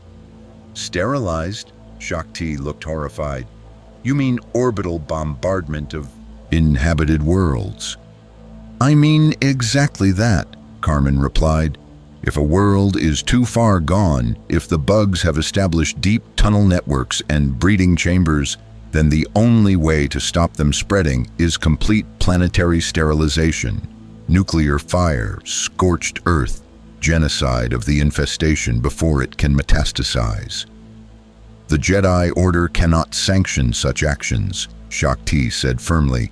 The loss of life will be significantly less than the loss of life if the bugs spread unchecked, Rico interrupted. Master Shakti, I respect your philosophy, but philosophy doesn't stop bugs. Fire does. Nukes do. Orbital bombardment does. Sometimes the moral choice isn't between good and evil. It's between terrible and worse. Anakin surprised everyone by agreeing. Rico's right. I've spent 3 years fighting this war, and I've learned that sometimes you have to make impossible choices. If we have to destroy a world to save 10 others, that's a choice worth making. Obi-Wan looked concerned. Anakin, that's dangerously close to the ends justify the means reasoning. That path leads to survival, Anakin interrupted. Obi-Wan, these bugs are different from any enemy we've faced. They don't have hostages to rescue or civilians to protect. They are the threat. The only question is whether we're willing to do what's necessary to stop them. The debate raged for hours, but ultimately brutal pragmatism won. The Republic and Separatists agreed to a limited ceasefire with the following terms: immediate cessation of offensive military operations in designated Arachnid containment zones, joint tactical command for bug hunting operations. Only UCF advisors granted authority to train Republic and Separatist forces in anti-Arachnid warfare.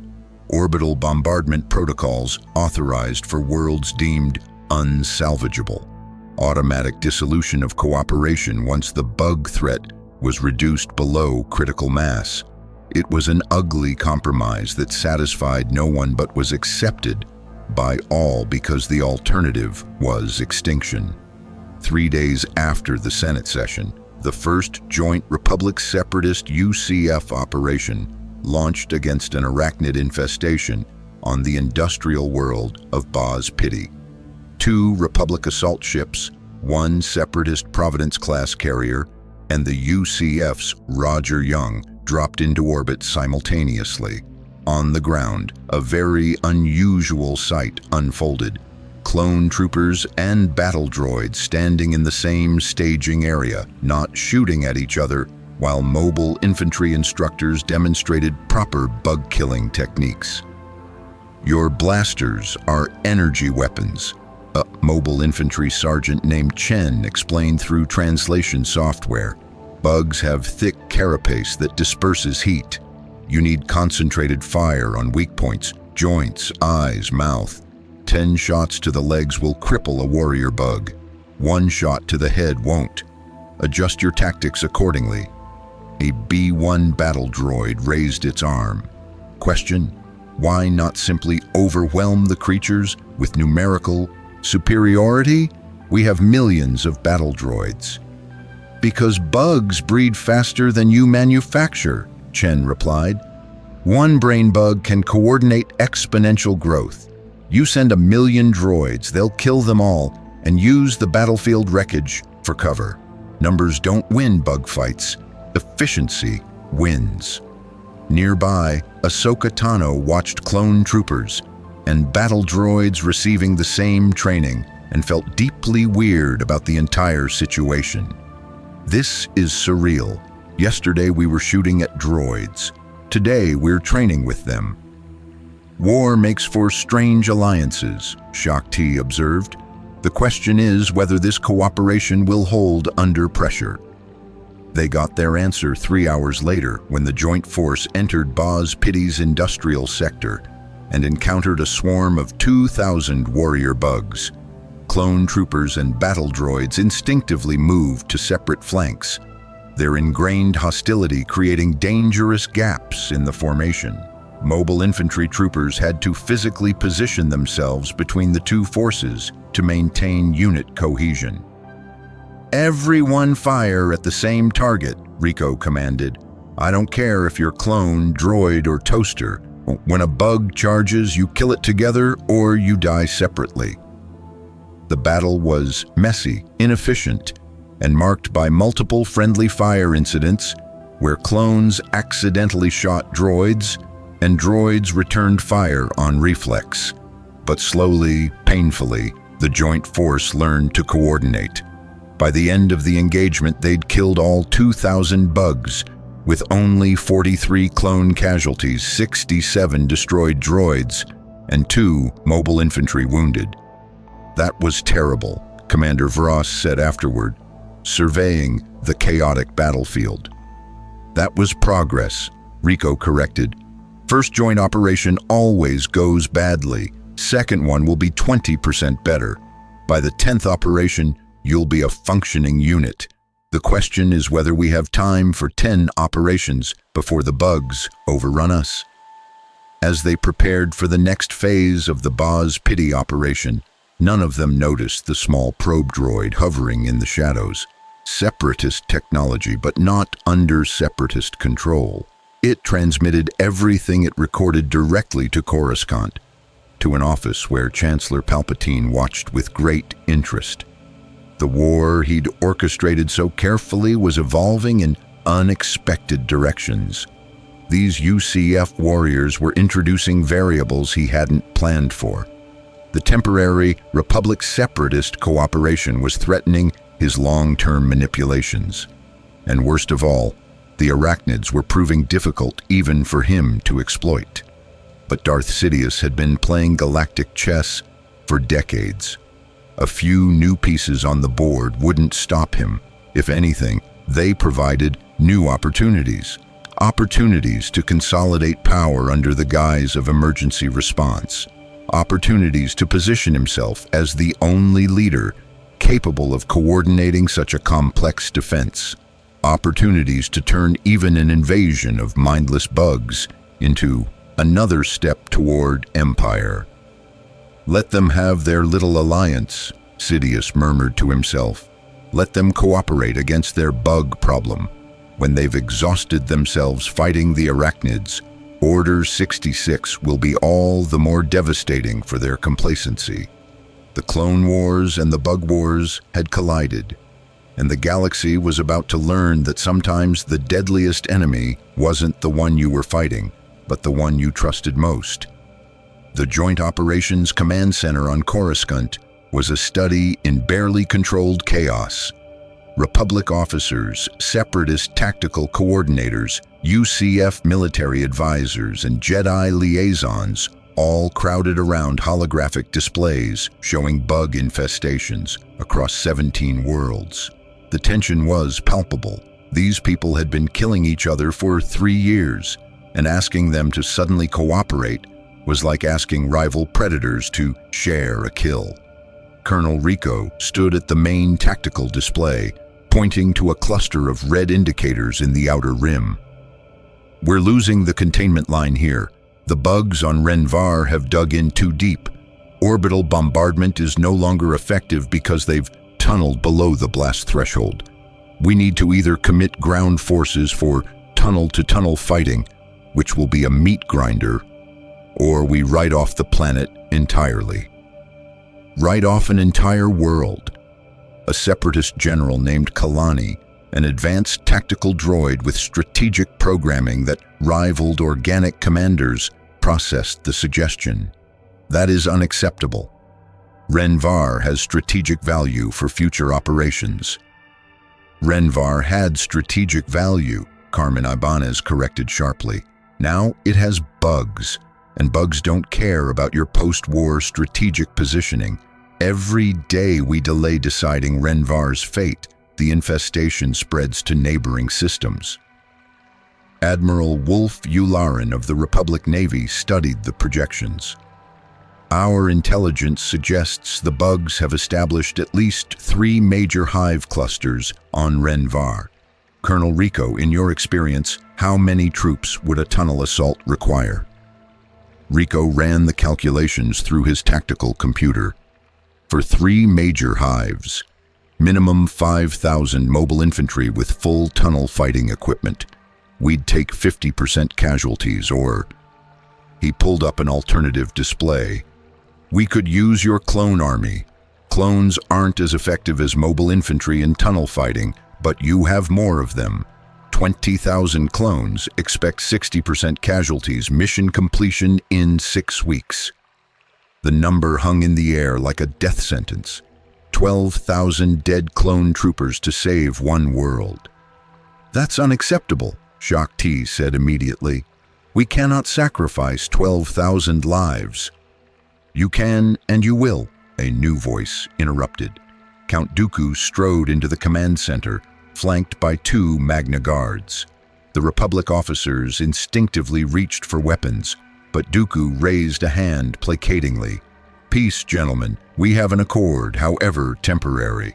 Master Shaak Ti, I understand your Jedi sensibilities regarding loss of life, but the Admiral is correct. Renvar must be dealt with. However, I propose a compromise. He manipulated the holographic display with force telekinesis, pulling up detailed schematics of the planet. The Separatist Alliance possesses something the Republic does not. Droid armies that do not fear death because they do not live. I will commit 15,000 battle droids to the Renvar tunnel assault. They are expendable. Your precious clones are not. The droids will clear the tunnels. Your clone troopers can provide support and mop-up operations. Anakin Skywalker, present as the Jedi Order's military liaison, studied Dooku with barely concealed suspicion. You're offering to sacrifice 15,000 droids? What do you want in return? Nothing that I would not already have earned through cooperation, Dooku replied smoothly. The Separatist worlds closest to the Renvar infestation will benefit most from its containment. This is enlightened self-interest, not altruism. Yoda, attending via hologram, closed his eyes in deep meditation. When he opened them, his expression was troubled. Sense deception, I do not. But trust you fully, we do not. Anakin, with the Separatist forces, you will go. Ensure cooperation genuine is. Master, you want me to work directly with Count Dooku? Anakin's hand moved unconsciously toward his lightsaber. Trust him, I do not, Yoda confirmed.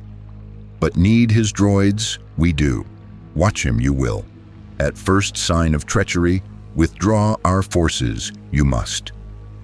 It was a deeply uncomfortable arrangement, but it was also pragmatic. The Republic needed Separatist military assets, and the Separatists needed Republic coordination and UCF expertise. Like it or not, they were dependent on each other. 3 days later, the assault on Renvar began. It was unlike any military operation any of them had conducted before. Republic assault ships and Separatist carriers in the same fleet, their transponders temporarily broadcasting as friendly rather than hostile. On the ground, even stranger sights unfolded. Clone troopers and battle droids formed up side by side. Mobile infantry troopers acted as the glue between them, their powered armor and professional experience commanding respect from both factions. And overseeing it all, Anakin Skywalker and Count Dooku stood in the same command post, watching tactical displays and issuing orders to soldiers who'd been killing each other weeks ago. This is deeply surreal, Anakin muttered. War often is, Dooku replied. Tell me, young Skywalker, what did you imagine when you joined the Jedi Order? I doubt it was fighting alongside separatist droids against extra-galactic insect monsters while taking orders from soldiers from another dimension. I imagined bringing peace to the galaxy, Anakin said. Still do. Peace. Dooku's tone was unreadable. A noble goal, but tell me, when this bug crisis is resolved, what then? Do you truly believe the Republic and Separatists will simply resume our previous positions? Or has this cooperation shown you that perhaps the divisions between us are more artificial than you believed? Don't try to recruit me, Anakin warned. I know what you are, what you serve. I serve the same thing you do, Dooku replied calmly. The future of the galaxy. We simply disagree on what that future should look like. But today, we fight the same enemy. Perhaps there's something to learn from that. Before Anakin could respond, the tunnel assault began. 15,000 battle droids poured into the Arachnid tunnel networks, narrow passages barely wide enough for 2 droids abreast, lit only by whatever portable lighting the droids carried. Behind them came clone troopers with heavy weapons, providing fire support, and scattered throughout the formation, Mobile Infantry troopers in powered armor acted as heavy assault units. Rico led one of the Mobile Infantry teams deep into the tunnels, his armor's sensors painting the walls in infrared and motion-tracking overlays. The tunnels were organic, carved by bug mandibles, smoothed by the passage of countless bodies and reeking of the pheromones bugs used to mark territory. Contact front, a clone trooper called out. Multiple signatures. Warrior bugs erupted from side passages, their bodies perfectly adapted to tunnel fighting. They could squeeze through openings that should have been too small, their legs finding purchase on walls and ceilings, attacking from every angle simultaneously. The battle droids responded with mechanical precision, their blasters lighting up the tunnels with blue energy bolts. Bugs fell, but so did droids, torn apart by mandibles, crushed against walls, or simply overwhelmed by numbers. Flame units forward, Rico commanded. Burn them out. Mobile infantry troopers with specialized tunnel-fighting flamethrowers advanced, turning side passages into infernos. Bugs caught in the flames screamed, a horrible chittering sound that echoed through the tunnels, but still kept coming until they were literally burned to ash. Sir, we're approaching Hive Chamber Alpha, Watkins reported from point position. Detecting massive biosignatures, we're talking thousands of bugs in a single chamber. And at least one brain bug, Rico confirmed, his sensors picking up the distinctive psychic emissions. Everyone hold position. We're not charging into that kill box blind.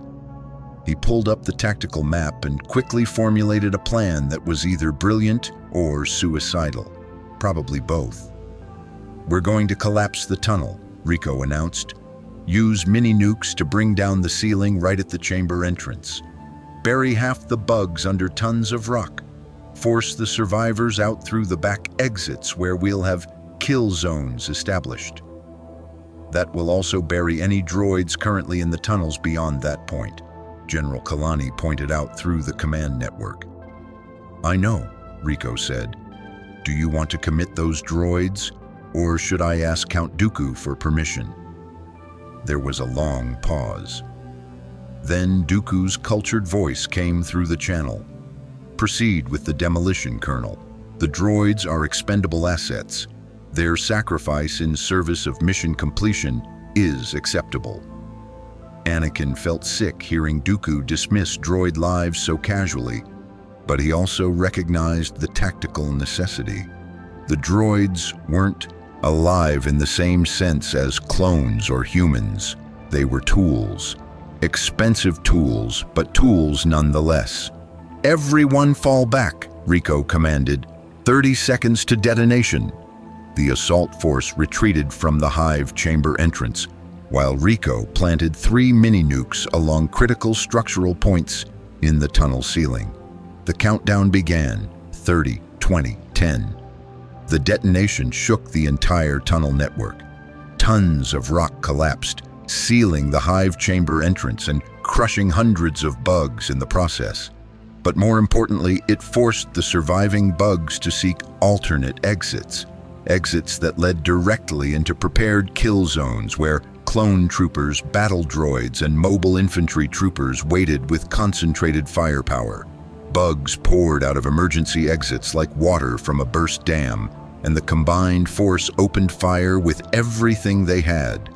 Blasters, kinetic weapons, flamethrowers, and explosive ordnance turned the kill zones into abattoirs. Bugs died by the hundreds, their bodies piling so high that other bugs had to climb over the corpses to reach the firing lines. "Hold the line," Commander Vross commanded his clone troopers. "Concentrated fire, aim for the joints." The battle droids, unfazed by the carnage, maintained perfect firing rates until their power cells depleted or they were physically torn apart by bugs that managed to close the distance. When a droid fell, another simply stepped into its position and continued firing. And through it all, Anakin and Count Dooku stood in the command post, coordinating the defense with the practiced efficiency of military professionals who'd temporarily set aside their ideological differences. "Sector 7B is being overrun," Anakin reported, watching tactical displays. "The bugs are adapting to our kill zone positioning. Redirect droid reserves from Sector 3A." Dooku ordered immediately. "Collapse the Sector 7B approach tunnel and force the bugs into Sector 8 where we have heavy weapons positioned." "Agreed," Anakin said, and it took him a moment to realize he'd just agreed with Count Dooku on a tactical decision. The cognitive dissonance was unsettling. 6 hours into the tunnel assault, they breached the sealed hive chamber. The mini-nukes had killed approximately 40% of the bugs inside, but the survivors, including 2 brain bugs, had established new defensive positions in the chamber's deeper recesses. "2 brain bugs," Rico said grimly. "That's worse than I thought. They'll be coordinating defenses together. Advanced swarm tactics. This is going to cost." "Then let it cost droids rather than clones," Dooku said. He activated his command override and sent every remaining battle droid in the sector into the hive chamber in a massive frontal assault. 5,000 battle droids charged into the chamber simultaneously. The brain bugs, caught off guard by the sheer audacity of the suicide charge, coordinated their warrior bugs to meet the assault. The chamber became a meat grinder. Droids torn apart by mandibles, bugs blown apart by massed blaster fire, the floor slick with oil and ichor. And while the battle droids drew the brain bugs' attention, Rico led a mobile infantry strike team around the chamber's perimeter, using jump jets to access elevated positions. From above, they had clear shots at both brain bugs. "Target left brain bug," Rico commanded. "Nuclear option." 3 mini-nukes streaked toward the left brain bug simultaneously. The creature sensed the danger and tried to coordinate warrior bugs to intercept. But there were too many targets moving too fast. The nukes detonated directly against the brain bug's cranium, obliterating it in nuclear fire. The left swarm immediately lost coordination, its warrior bugs reverting to mindless aggression. But the right swarm, still commanded by its brain bug, adapted instantly. It pulled back, creating defensive formations around its brain bug that would be nearly impossible to penetrate, until Anakin Skywalker decided that tactical subtlety was overrated. He leaped from the command post, a force-enhanced jump that carried him 300 meters across the hive chamber, ignited his lightsaber mid-flight, and plunged into the center of the protective formation surrounding the brain bug. His blue blade carved through warrior bugs with Jedi precision, each strike killing instantly, each movement flowing seamlessly into the next. "Skywalker, what are you doing?" Rico shouted. "Ending this," Anakin replied, his voice strained with effort as he fought through layer after layer of defensive bugs. He was taking damage, mandibles scraping against his armor, talons cutting shallow wounds in his arms and legs. But he didn't stop. Couldn't stop, because he'd seen what these bugs could do, and he was absolutely committed to making sure they didn't do it anymore. He reached the brain bug. It tried to use psychic attacks, the same kind that had paralyzed Jedi on Dantooine. But Anakin's rage and determination created a mental barrier the brain bug couldn't penetrate. His lightsaber carved through the creature's head in one clean strike, severing its brain from its body. The second swarm lost coordination instantly. Without brain bugs to guide them, the remaining warrior bugs became confused, fighting with no strategy or purpose. They were still dangerous, but now they were also killable. The cleanup took 3 more hours. By the end, all 3 major hive clusters on Renvar had been destroyed. The bug infestation was eradicated. The planet was saved. The cost: 8,200 battle droids destroyed, 347 clone troopers killed, 11 mobile infantry casualties, and 1 very battered Jedi Knight who decided that sometimes the best solution was overwhelming force and personal commitment. In the aftermath, as Anakin received medical treatment for his wounds, Count Dooku approached him with an expression that might have been respect. "That was reckless," Dooku observed. "It worked," Anakin replied. "It did. You fought like a warrior today, Skywalker. Not a peacekeeper, not a negotiator. A warrior who saw what needed to be done and did it without hesitation. The Jedi Council would disapprove." "The Jedi Council isn't down here in the tunnels," Anakin said tiredly. "I am, and I did what I had to do." Dooku nodded slowly. "Perhaps there's hope for you yet." He left without elaborating, leaving Anakin to wonder what exactly Dooku had meant. But there was no time to dwell on it, because even as Renvar was being secured, reports were coming in of new Arachnid landings on 3 more worlds. The war against the bugs was far from over, but the Republic, Separatists, and UCF had proven they could work together when necessary. They'd taken their first world back from the swarm. The question was whether they could keep winning before the bugs evolved, adapted, and found ways to overcome their combined defenses. In his office on Coruscant, Darth Sidious watched the battle reports with cold calculation. The cooperation was proceeding as he'd anticipated.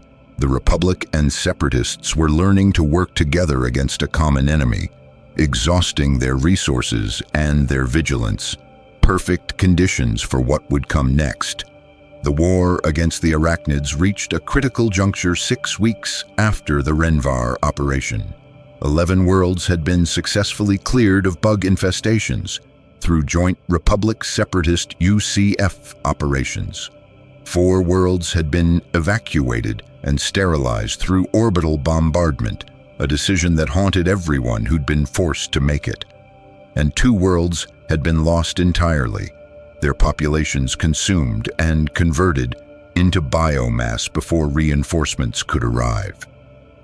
But the most concerning development wasn't the battles being won or lost. It was what the bugs were learning. In the UCF Roger Young's analysis lab, Carmen Ibanez stood before a holographic projection of an arachnid corpse that looked subtly different from the warrior bugs they'd been fighting. Its carapace had strange metallic inclusions. Its mandibles showed signs of deliberate sharpening beyond natural growth. And most disturbingly, embedded in its thorax was what appeared to be a salvaged droid processor. "Explain this," Carmen said flatly to the team of Republic xenobiologists and UCF combat analysts gathered around her. Dr. Sionver Bol, a Republic scientist specializing in separatist droid technology, highlighted the processor with her laser pointer.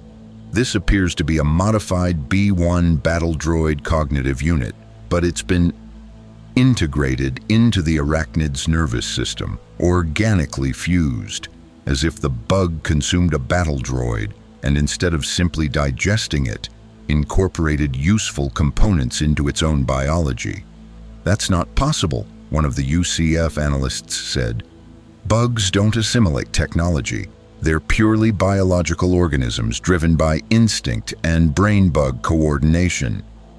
Your bugs don't, Carmen corrected grimly, but we're not fighting your bugs anymore. We're fighting bugs that have been exposed to a galaxy full of advanced technology, force users, and military tactics they've never encountered before. They're adapting, evolving, and apparently they're learning to integrate non-biological components. Colonel Rico, studying the data from another terminal, pulled up additional reports. It's not just this one specimen. We've got 7 similar reports from different worlds. Warrior bugs with salvaged armor plating welded to their carapaces, tanker bugs with modified fuel cells that make their acid burns hotter, even reports of bugs using abandoned blasters as improvised weapons, just picking them up in their mandibles and pulling triggers. Bugs don't use tools, Dr. Bol insisted. They do now, Rico replied. Or more accurately, brain bugs are teaching them to use tools. Every time we fight them, every time we leave battlefield wreckage behind, the brain bugs are studying it, learning from it, and adapting their swarms. We created this problem by introducing them to technology they'd never seen before. The implications were staggering. If arachnids could incorporate technology into their biology, the galaxy faced not just a hungry swarm, but a rapidly evolving threat that could potentially overcome any defensive measure given enough time and exposure. We need to inform the Joint Command immediately, Carmen decided. This changes everything about how we prosecute this war. But the Joint Command Center on Coruscant had bigger problems. On the main tactical display, a new cluster of red indicators had appeared in a sector that made everyone in the room go cold. That's the Coruscant system, Admiral Yularen said, his voice tight. Multiple contacts entering the outer system, Arachnid meteor signatures. They're heading directly for Coruscant, the capital of the Galactic Republic, the most populated planet in the galaxy. 1 trillion beings living on a single world, most of them in massive city structures that would become death traps if bugs got into the infrastructure. How many bugs? Chancellor Palpatine asked, his voice carrying its usual grandfatherly concern despite the crisis. Initial estimates suggest 20,000 warrior bugs, 5,000 support strains, and at least 15 brain bugs, General Kalani reported, his tactical processors running probability calculations. If they establish hives in Coruscant's lower levels, eradication will be nearly impossible without destroying significant portions of the planetary city. Mace Windu activated his comlink. All Jedi on Coruscant return to the temple immediately. We are now on defensive protocols. Master Yoda, we need every available Jedi to coordinate the defense. Spread too thin, we already are, Yoda replied via hologram, but abandon Coruscant we cannot. Every Jedi we will commit. Every clone battalion stationed here, we will deploy. Hope it will be enough. Count Dooku studied the tactical situation with the practiced eye of a military commander who'd fought in wars before the Clone Wars even began. Chancellor, I will commit every separatist vessel currently in the Coruscant system to the defense. Whatever our political differences, allowing Coruscant to fall benefits neither of us. It was a measure of the crisis that no one questioned the Sith Lord's sincerity. The bugs didn't care about politics, philosophy, or galactic domination. They just wanted biomass.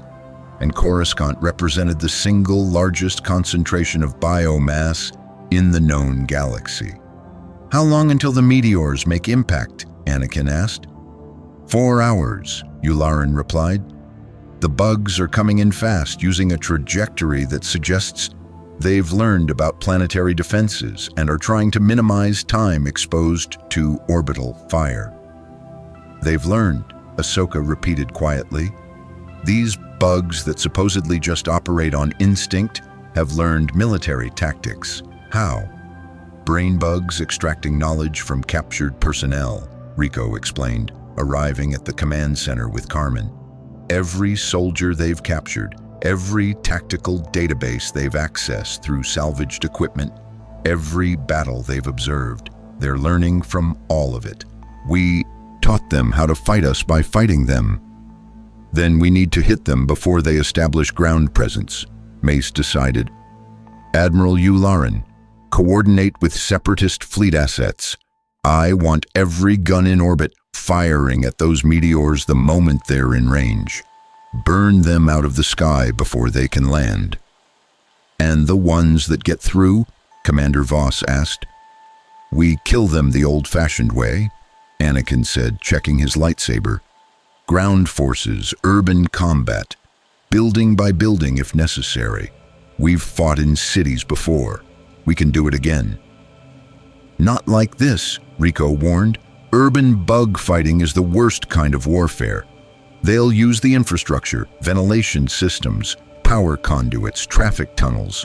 They'll be everywhere and nowhere. And in a city this dense, civilian casualties will be catastrophic unless we can establish safe zones and evacuation corridors immediately." Padme Amidala, present as senator and civilian authority, took charge of that aspect. "I'll coordinate with the Coruscant Security Force. We'll establish evacuation centers in the upper levels and funnel civilians away from predicted impact zones. But Senator Organa, we'll need refugee centers prepared on neighboring worlds. If Coruscant falls..." "Coruscant will not fall," Palpatine said with absolute certainty. His voice carried a weight that made even Jedi Masters pay attention. "This Republic has stood for 1,000 years. We will not allow insects from beyond our galaxy to destroy everything we've built. Commit every resource, deploy every soldier. We win here or we die here. Those are the only options." It was perhaps the most genuine thing Palpatine had said in years, because even a Sith Lord recognized that there was no point in ruling an empire built on a planet consumed by bugs. 4 hours later, the Battle of Coruscant began. The first wave of Arachnid meteors entered range of the orbital defense platforms. Turbo lasers that had been designed to fight capital ships now turned toward organic projectiles hurtling through space. Green energy lances stabbed upwards, striking meteors with devastating force. Some meteors exploded on impact, their arachnid payloads vaporized before reaching the atmosphere. Others were only partially damaged, their organic armor absorbing enough energy to survive atmospheric entry, and some, too many, slipped through the defensive fire entirely. 47 meteors impacted across Coruscant's surface. Most hit the lower industrial levels where population density was lower. 3 hit the Senate District. 1 struck disturbingly close to the Jedi Temple, and from each impact site, arachnids emerged by the hundreds. Warrior bugs adapted for urban warfare, smaller, faster, capable of navigating narrow corridors. Tanker bugs modified to spray acid into buildings from street level.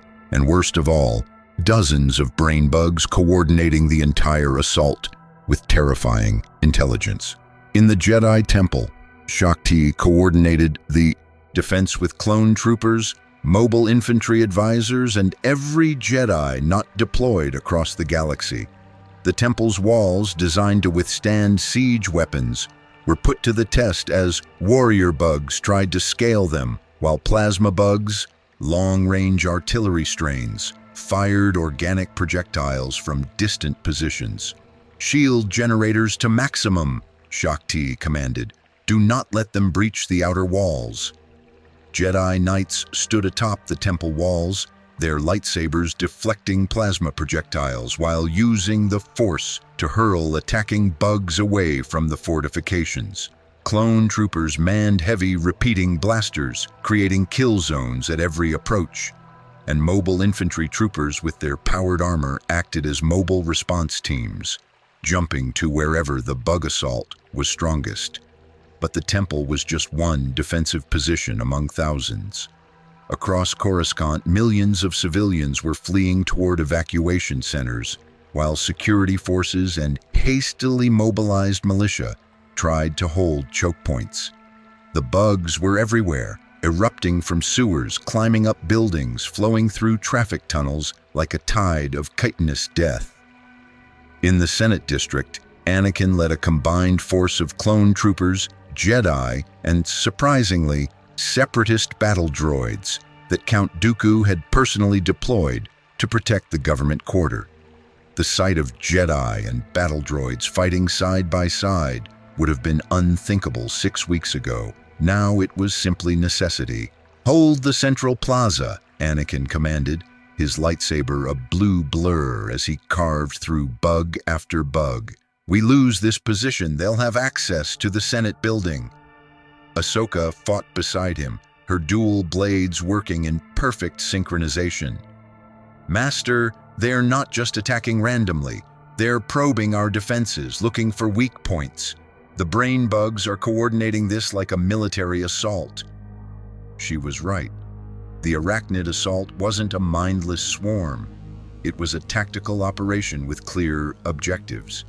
Bugs were targeting power generators, communication hubs, and transportation nexuses.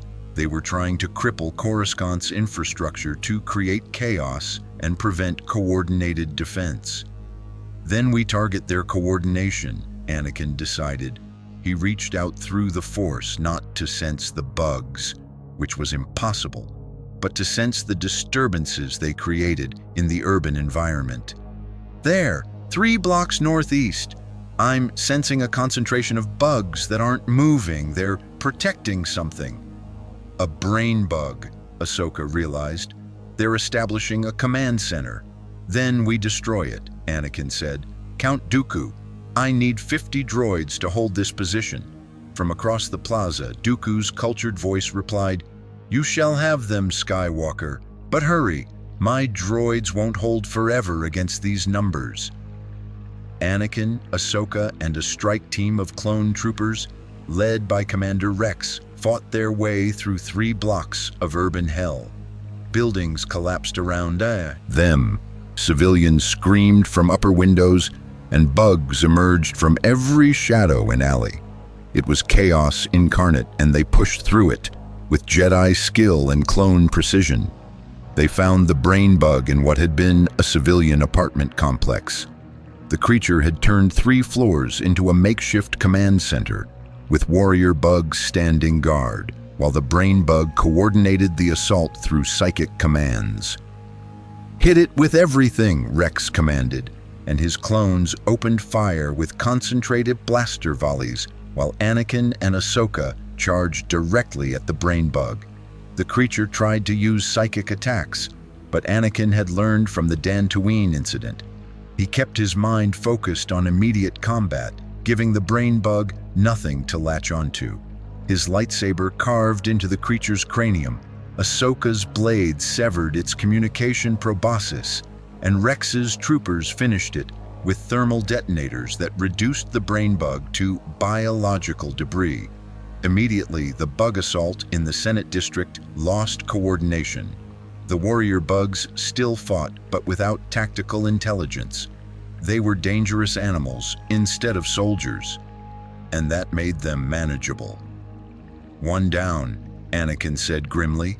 14 to go. Across the planet, similar battles were being fought. Mobile infantry strike teams hunted brain bugs through Coruscant's lower levels. Jedi coordinated defenses at critical infrastructure points. Clone and droid forces, still not entirely trusting each other, but fighting together nonetheless, held evacuation corridors while civilians fled to safety. The Battle of Coruscant lasted 18 hours. When it finally ended, 400,000 civilians were dead. 30,000 clone troopers had been killed. 15,000 battle droids were destroyed. 11 Jedi Knights had fallen, and 3 Mobile Infantry troopers had died holding a refugee center against overwhelming bug assault. But Coruscant stood. All 15 brain bugs were confirmed dead. The Arachnid infestation had been eradicated before it could establish permanent hives. The capital of the Republic had survived. In the aftermath, as dawn broke over a battle-scarred Coruscant, something unprecedented happened. In the Senate Plaza, where Jedi, clones, and battle droids had fought together to hold the line, the survivors stood in exhausted silence, looking at each other across ideological divides that suddenly seemed less important than they had yesterday. A battle droid's photoreceptor turned toward a clone trooper. The clone trooper raised his hand in salute. The battle droid returned the gesture. It was a small moment barely noticed in the chaos of cleanup operations, but it represented something significant. Recognition between warriors who'd fought side by side, regardless of their programming or allegiance. In the Jedi Temple, Master Yoda meditated on what had occurred. The bugs had been defeated, but the victory had cost dearly, and the cooperation that had saved Coruscant, Republic, Separatists, UCF, Jedi, and droids all working together, had proven that the galaxy's divisions weren't as absolute as everyone had believed. Changed, the galaxy has, Yoda murmured, but changed for better or for worse. No, I do not. But sense I do that nothing will be the same after today. He was right. The Battle of Coruscant had fundamentally altered galactic politics. The Clone Wars seemed less important when faced with extinction. The Republic and Separatists had proven they could cooperate against existential threats. And the UCF had demonstrated that warriors from beyond the known galaxy could be valuable allies. But in his private chambers, Darth Sidious recognized an opportunity. The chaos of the Bug War had exhausted the galaxy, unified former enemies, and created dependencies between factions, all of which served his ultimate goal: absolute power, consolidated under a single ruler who promised safety and order. Order 66 would wait. Let the Bug War continue a bit longer. Let the Republic and the Separatists exhaust themselves further. Let the UCF military advisors spread throughout the galaxy, teaching their brutal efficiency. And when the time was right, when everyone was tired and desperate and willing to accept anything that promised an end to the chaos, Darth Sidious would reveal his true power and transform this fractured bug-fighting alliance into the foundation of his empire. The Arachnids had given him the perfect opportunity. All he had to do was wait for the right moment to seize it. 3 months after the Battle of Coruscant, the galactic situation had stabilized into an uneasy new normal. The Arachnid threat had been contained, not eliminated, but reduced to manageable levels through constant joint operations that had fundamentally altered how the Republic, Separatists, and UCF related to each other. In the UCF Roger Young's Ready Room, Colonel Juan Rico stood before a strategic map that showed the current state of the Bug War. Green zones indicated cleared worlds. Yellow zones showed active containment operations. Red zones marked worlds that had been lost and quarantined. 26 worlds cleared, Rico summarized for the assembled commanders.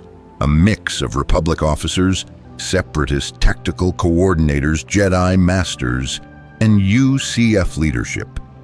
8 worlds under active operations. 4 worlds quarantined with orders to shoot anything trying to leave orbital space. We've reduced the Arachnid presence from extinction-level threat to persistent infestation that requires constant management. But not eliminated. Count Dooku observed. He'd become a regular presence at these joint command meetings, his aristocratic demeanor gradually shifting from barely concealed contempt to something approaching professional respect. Why? Because elimination would require sterilizing 38 worlds simultaneously, Carmen Ibanez replied. The bugs have dug in too deep on some worlds. They've established hive networks kilometers underground. Short of cracking planets open from orbit, we can't reach them all. So instead, we contain them. We prevent them from spreading. We manage the infestation. Mace Windu frowned. You're saying we'll be fighting these creatures indefinitely? There's no final victory? Welcome to the Bug Wars, Rico said grimly. Back home, we've been fighting Arachnids for 3 decades. We've cleared dozens of worlds, but they always find a way to establish new colonies. You don't win against bugs. You just keep them from winning against you. That's unacceptable, Anakin said forcefully. There has to be a way to end this permanently. What if we track them back to their origin, find their homeworld, and destroy it? We tried that, Carmen replied. Found what we thought was their homeworld, nuked it from orbit until the entire planet was a radioactive glass sphere. 2 years later, we found another colony ship launching from a completely different system. The bugs aren't centralized. They're spread across multiple systems, possibly multiple galaxies. You can't kill them all. You can only kill the ones trying to kill you. The reality of eternal vigilance against an unkillable enemy settled over the room like a heavy blanket. This was the future, not clean victories and peace treaties, but endless containment operations and constant watchfulness. However, Rico continued, pulling up a different display. We've learned something important from studying the bugs we've encountered here. Your galaxy has something ours doesn't, the Force. And while the bugs exist outside the Force's direct influence, there might be ways to use the Force to track them, detect their hive networks, or disrupt their brain bug communications. He gestured to Shakti. Master Shakti has been working with UCF science teams on this. She has some interesting findings. Shakti stepped forward, her expression showing the exhaustion of months of constant warfare, but also a glimmer of scientific excitement. Colonel Rico is correct. While individual bugs cannot be sensed through the Force, their collective absence creates a pattern. Imagine dropping stones into water. You see the ripples. The bugs are like stones dropped into the Force. We can't sense them directly, but we can sense the disturbance they create. She manipulated the holographic display, showing a visual representation of Force energy, with dark voids moving through it. If we train Jedi to recognize these patterns, we could detect Arachnid movements hours before they reach inhabited areas. We could predict their migrations. We could even potentially locate hidden hive chambers by identifying where the Force disturbances originate. That's a significant tactical advantage, General Kalani calculated. Early warning systems would allow for preemptive strikes rather than reactive defenses. Colony viability increases by 37% with predictive bug tracking. It's more than tactical, Padme Amidala said, speaking for the first time in the meeting. She'd been attending these sessions as the Republic's civilian oversight, ensuring military operations didn't override democratic principles. It represents adaptation. The bugs adapt to us. We're learning to adapt to them. That's the only way coexistence works. Continuous adaptation on both sides. Coexistence? Mace Windu's tone carried warning. Senator, we cannot coexist with creatures that view all sentient life as food.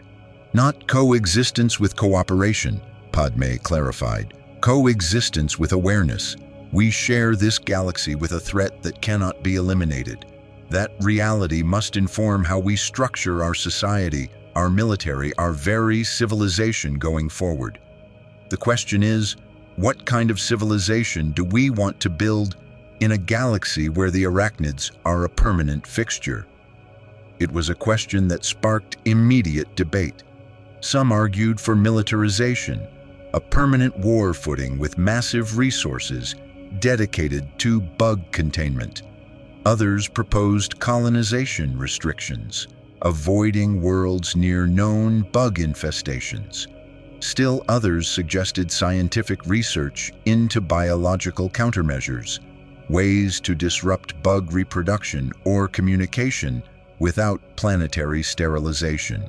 But underlying all the debate was a more fundamental question. What happened to the Clone Wars?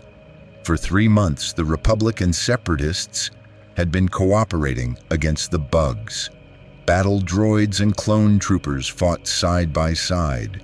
Republic and Separatist fleets coordinated orbital defenses. Even Jedi and Sith, or at least Count Dooku, had worked together without trying to kill each other. The political divisions that had sparked the Clone Wars hadn't disappeared. The Separatist grievances about Republic corruption were still valid. The Republic's concerns about Separatist corporate authoritarianism remained legitimate, but those conflicts seemed less urgent when faced with bugs that wanted to eat everyone regardless of their political affiliations. "We should discuss the obvious," Obi-Wan Kenobi said carefully, his diplomatic instincts recognizing the moment. The war between the Republic and Separatists has been effectively suspended for 3 months. Our forces fight together against a common enemy. We've proven cooperation is possible. Should we be discussing a formal peace treaty? The room went absolutely silent. Republic officers looked at Separatist coordinators. Jedi looked at Count Dooku. Everyone waited to see who would speak first. It was Chancellor Palpatine who broke the silence. "Master Kenobi raises a valid point," Palpatine said, his voice carrying its usual grandfatherly reasonableness. 3 years of civil war have devastated both our nations. The Arachnid invasion has shown us that there are threats greater than our political differences. Perhaps the time has come to explore reconciliation. Count Dooku studied Palpatine carefully. Through the Force, he could sense something. Not deception exactly, but calculation. Palpatine was maneuvering toward something, though Dooku couldn't identify what. Still, the proposal aligned with Separatist interests. The Separatist Council would be open to peace negotiations, Dooku said carefully, provided certain conditions are met. The issues that sparked our secession, corporate influence in the Senate, core world dominance, representation imbalances, those must be addressed in any treaty. And the Republic would have conditions as well, Mace Windu added. Accountability for war crimes, reparations for worlds devastated by Separatist attacks, guarantees against future aggression. Those sound like starting points for negotiation rather than deal breakers, Bail Organa said hopefully.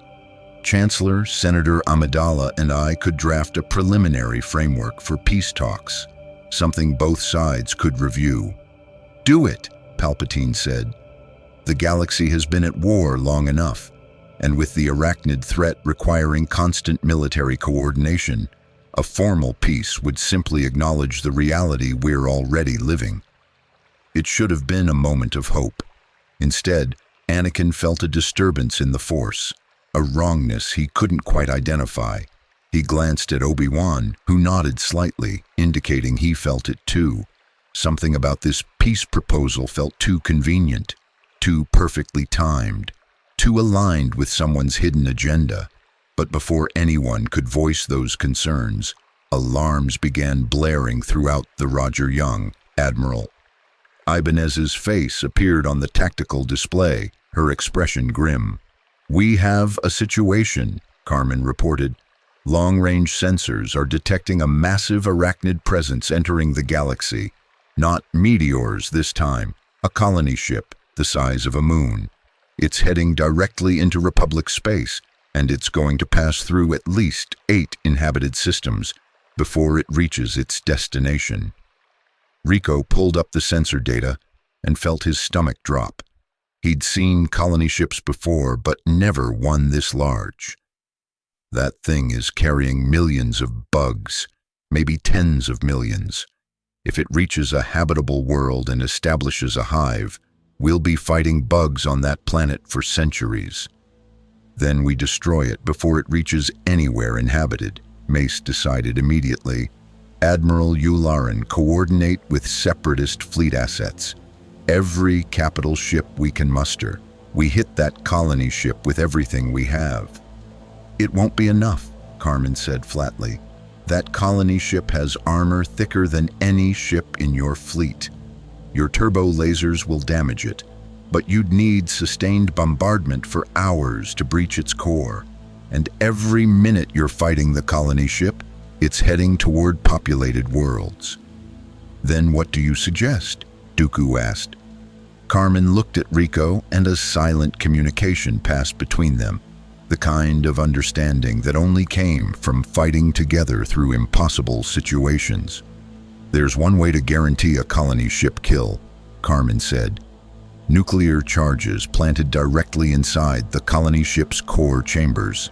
Detonate them simultaneously, crack the ship open from the inside.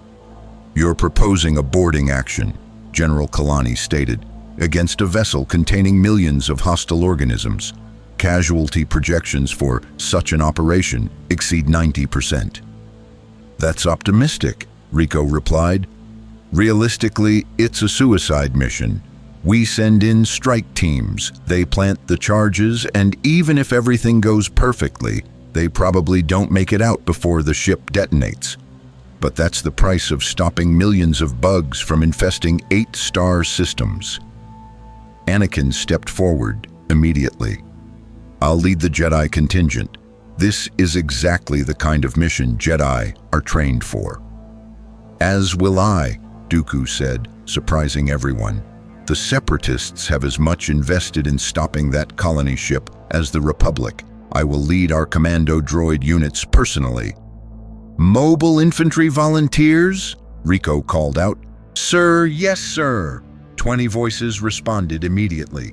Every Mobile Infantry trooper present volunteering for a mission they knew was likely one way.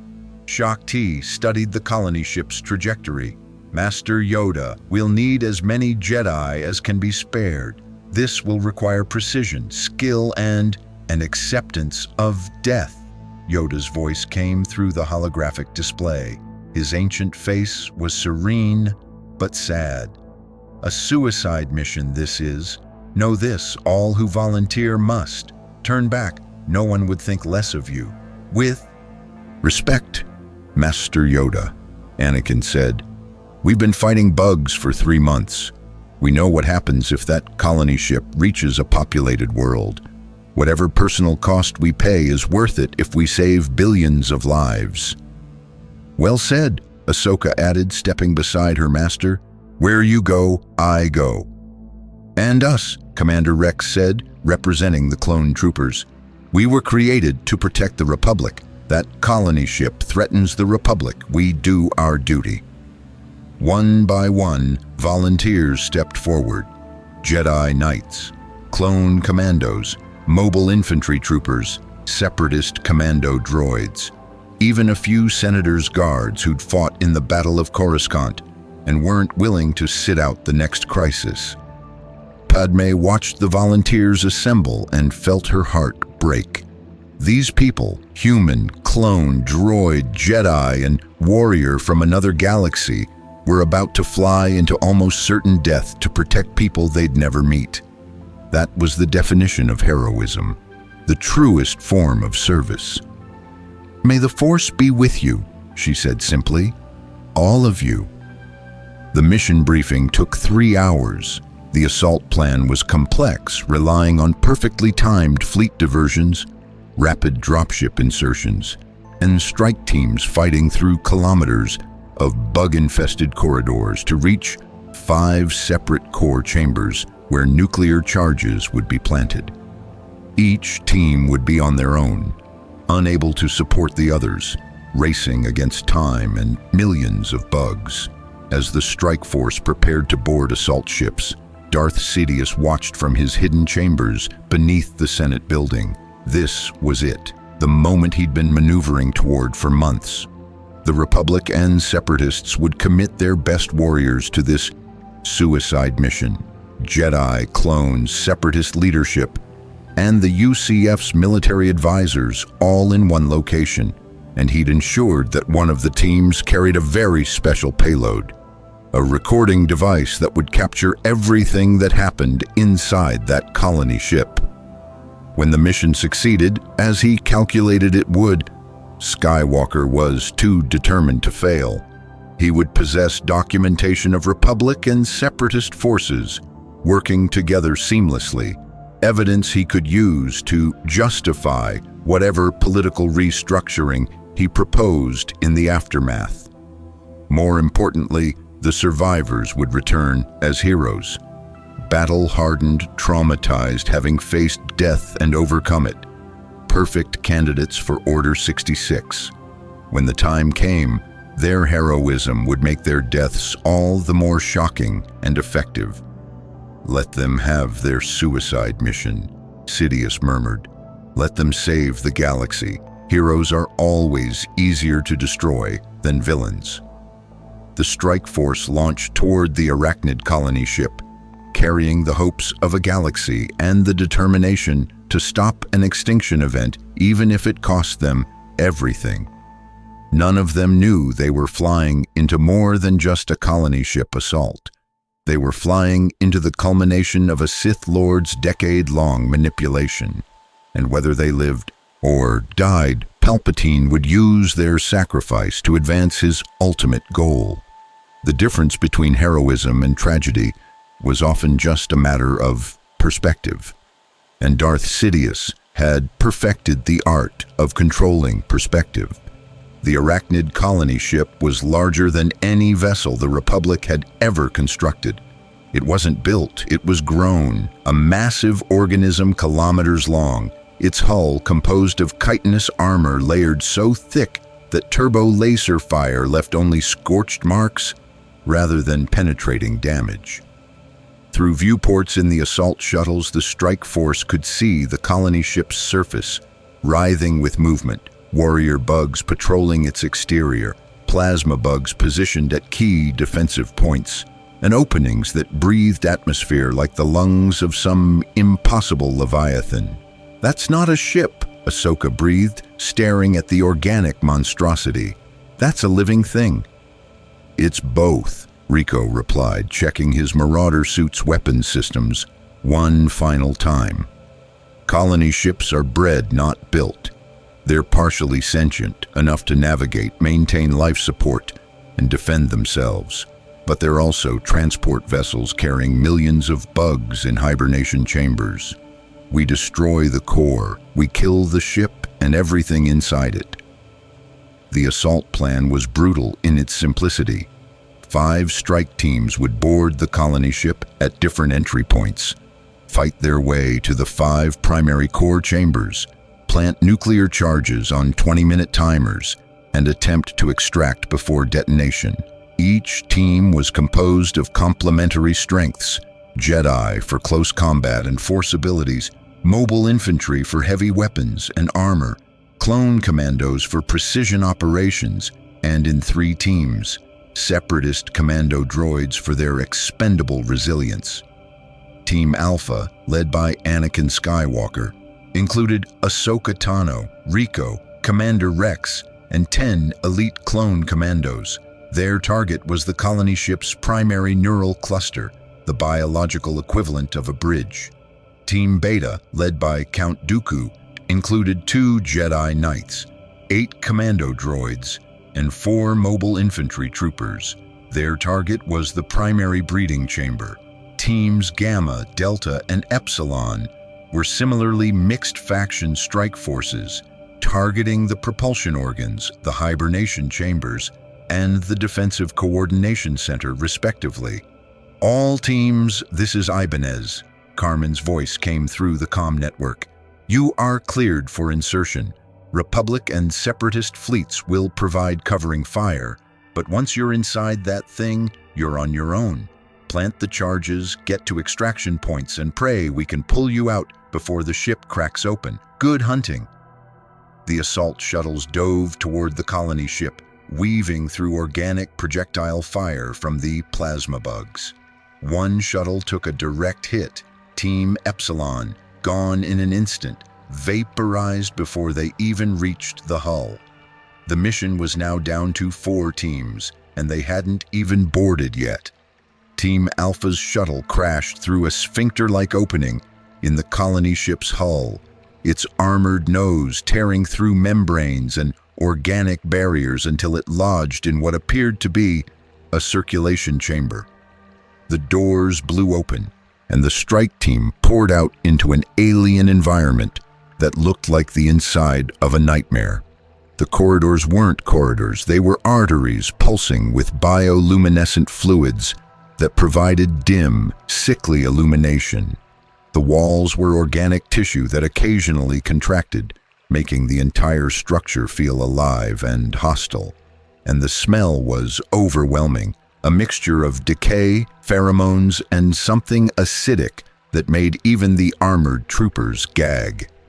"Move fast," Rico commanded, his armor's sensors painting navigation routes through the colony ship's interior. "We're 4 kilometers from the neural cluster. Every minute we waste is a minute the bugs have to organize a defense." They moved through the living ship like a military precision instrument. Anakin and Ahsoka took point, their lightsabers ignited to provide both light and immediate defense. Rico's Marauder suit provided heavy fire support, his kinetic cannon already tracking potential threats. Rex and his commandos maintained formation discipline that only the best Republic soldiers could achieve. The first wave of bugs hit them 200 meters into the ship. Warrior bugs specifically adapted for internal defense. Smaller, faster, capable of navigating the organic corridors with terrifying efficiency. They came from every direction, emerging from side passages and literally tearing through the walls themselves.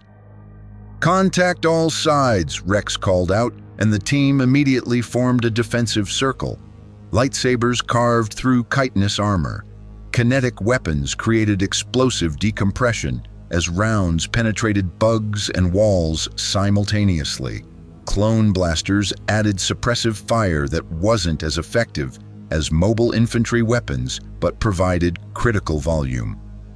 "We can't fight every bug in this ship," Ahsoka shouted, her dual blades cutting down a warrior bug that got too close. "We need to move." "She's right," Rico agreed. He activated his jump jets and launched forward, smashing through a cluster of bugs and creating an opening. "Follow me! Break through!" The team charged through the opening, leaving behind dead bugs and a thoroughly confused swarm that tried to pursue but couldn't match their speed. It was a brutal sprint through alien biology, sometimes running through passages that were clearly meant for bug transit, sometimes literally cutting through organic walls when the corridors didn't lead where they needed to go. 3 kilometers in, they encountered something that stopped Rico cold. A chamber filled with what looked like eggs, but each egg was the size of a small building, pulsing with inner movement. "What are those?" Rex asked, his weapon trained on the nearest egg. "Hopper bug breeding pods," Rico said grimly. "Each one contains maybe 100 immature hoppers. When they hatch, they'll be capable of atmospheric flight immediately. If this ship reaches a populated world and these things deploy, the aerial assault would be unstoppable." Anakin didn't hesitate. His lightsaber carved into the nearest egg, rupturing it. The immature bugs inside shrieked and died in the exposure to atmosphere. "Everyone, target the eggs. We destroy as many as we can." "Negative," Rico countermanded. "We don't have time. Every minute we spend here is a minute we're not planting charges." The nuclear detonation will destroy these anyway. It was a horrible choice. Leave potentially devastating weapons intact in favor of mission completion, or spend precious time destroying eggs while the colony ship continued toward inhabited space. Anakin struggled with the decision for 3 heartbeats before his tactical training overrode his instinct to eliminate immediate threats. "Keep moving," Anakin ordered, his voice tight with frustration. "Rico's right. We complete the mission." They reached the neural cluster with 9 minutes remaining on their internal timers, the amount of time they'd calculated it would take to plant charges and reach extraction. The neural cluster was a massive chamber filled with what looked like organic computing systems, massive brain-like structures suspended in biological fluid, connected by neural pathways that pulsed with information transfer.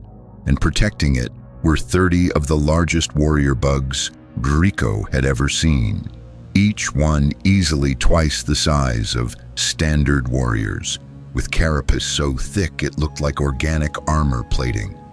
"Elite guards," Rico identified. "This is where it gets ugly." Before anyone could plan a coordinated assault, Count Dooku's voice crackled through the comm network. "All teams, this is Beta. We've encountered a brain bug in the breeding chamber. It's coordinating a swarm defense. We're pinned down and taking casualties. Mission timeline compromised." "Copy that, Beta," Anakin replied. "Alpha is engaging the neural cluster now. Plant your charges and extract. We'll handle ours." "Understood," Dooku replied, and there was something in his voice. Respect, perhaps, or recognition that in this moment, former enemies were simply soldiers fighting for the same goal. Team Alpha charged the elite warrior bugs. The battle was brutal and close quarters, exactly the kind of fighting that favored neither side. The elite bugs were too heavily armored for lightsabers to cut cleanly through, requiring multiple strikes to penetrate vital areas. Rico's kinetic weapons were effective, but in the tight confines of the neural cluster, he couldn't use explosives without risking structural collapse. Commander Rex took a glancing blow from a warrior bug's talon that dented his armor and sent him sprawling. 2 clone commandos died, pulling him to safety, their bodies torn apart by mandibles that could shear through durasteel. Ahsoka fought with berserker intensity, her force-enhanced speed allowing her to dodge attacks that would have killed her outright. But even she was tiring, the relentless assault wearing down her stamina. And Anakin fought like a man possessed.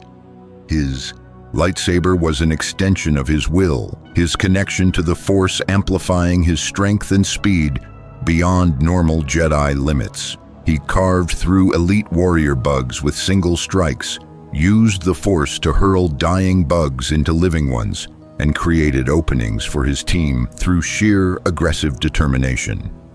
"Rico, plant the charges," Anakin commanded, his blade holding 3 bugs at bay simultaneously. "We'll cover you." Rico didn't argue. He launched toward the central neural structures, his armored hands pulling nuclear charges from his suit's storage. Each charge was carefully calibrated, enough yield to destroy the colony ship's core functions, not enough to crack the ship open immediately and kill everyone still inside. He planted charges on 5 separate neural structures, syncing their timers to detonate simultaneously in 18 minutes.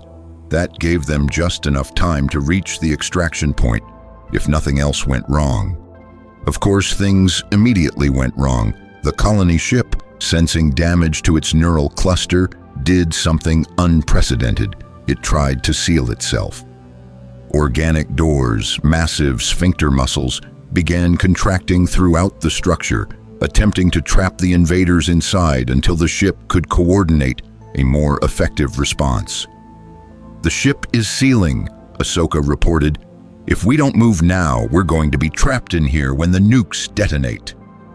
"Everyone, fall back," Anakin commanded. "Emergency extraction, go, go, go." They ran through closing passages, sometimes squeezing through gaps barely wide enough for armor, sometimes using lightsabers to cut through organic barriers, sometimes simply smashing through with brute force.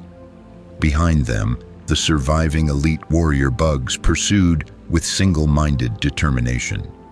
Team Beta reported successfully planting their charges but had lost half their commandos and one Jedi Knight. Teams Gamma and Delta reported similar success with similar casualties. The mission was working, but the cost was staggering. Extraction shuttles inbound. Carmen's voice cut through the chaos. All teams, primary extraction at your original insertion points. Secondary extraction points marked on your HUDs. If primary is compromised, you have 14 minutes. 14 minutes to traverse 4 kilometers of living ship while being pursued by hundreds of bugs and fighting through organic barriers that were actively trying to seal them inside. They made it 3 kilometers before disaster struck. A massive organic seal, something the ship had grown specifically to trap them, closed across their path, a wall of muscle and chitin too thick to cut through quickly. "We're blocked," Rex reported, scanning for alternate routes. "There aren't any." Rico's sensors showed the ship had effectively compartmentalized this section. They were trapped between the nuclear charges counting down behind them and an impenetrable barrier ahead of them. Anakin closed his eyes, reaching out through the force. He couldn't sense the bugs, but he could sense the ship itself. The flows of biological energy, the structural weak points, the places where the organic architecture was vulnerable. "There," he said, pointing to a section of wall that looked no different from any other. "That's a major circulation artery. If we rupture it, the ship will reflexively open the seal to prevent internal flooding." "That's insane," Ahsoka said. "We'd be flooded with whatever that ship uses for blood." "Better than being vaporized by nuclear fire," Anakin replied. He drove his lightsaber into the wall, cutting deep until the wall ruptured. A torrent of bioluminescent fluid, thick and viscous, flooded the corridor with enough force to send everyone tumbling. But Anakin had been right. The ship's autonomic systems detected the flooding and reflexively opened the seal to allow drainage.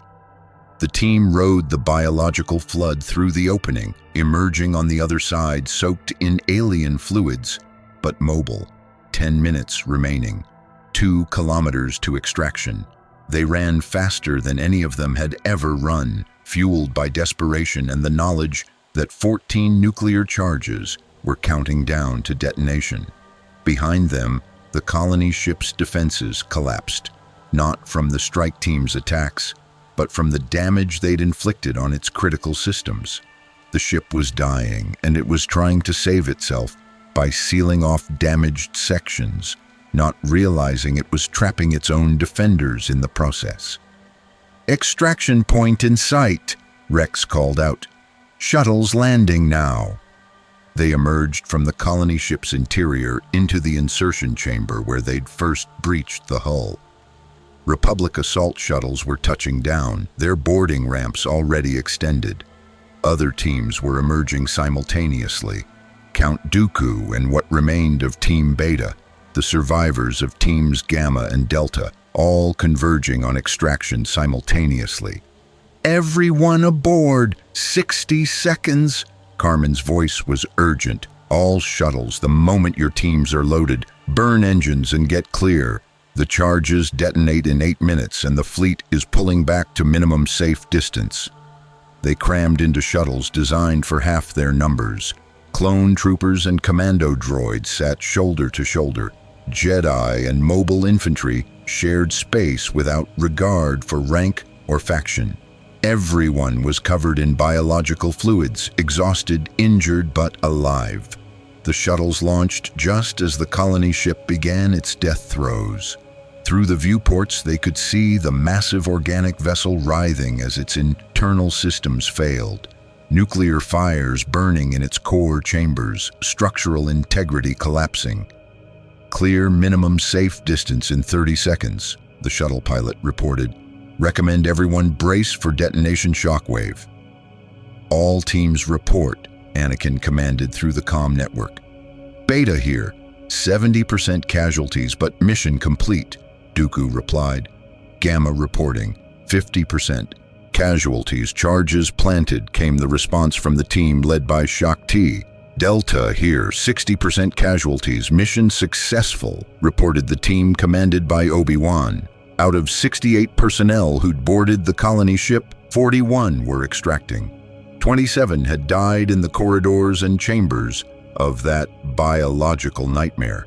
27 warriors, clones, Jedi, droids, and mobile infantry who'd given their lives to protect billions of civilians who would never know their names. The nuclear charges detonated simultaneously. The colony ship, already dying, was ripped apart from the inside out. Its organic hull couldn't withstand the internal explosions, and the massive vessel broke into thousands of fragments that scattered across space. Every bug inside, millions of them in hibernation and awaiting deployment, was vaporized in nuclear fire. The extraction shuttles rocked from the shockwave, their shields absorbing energy that would have incinerated unprotected craft. But they held. The pilots steadied them, and slowly, one by one, the shuttles carrying the survivors docked with the fleet waiting at safe distance.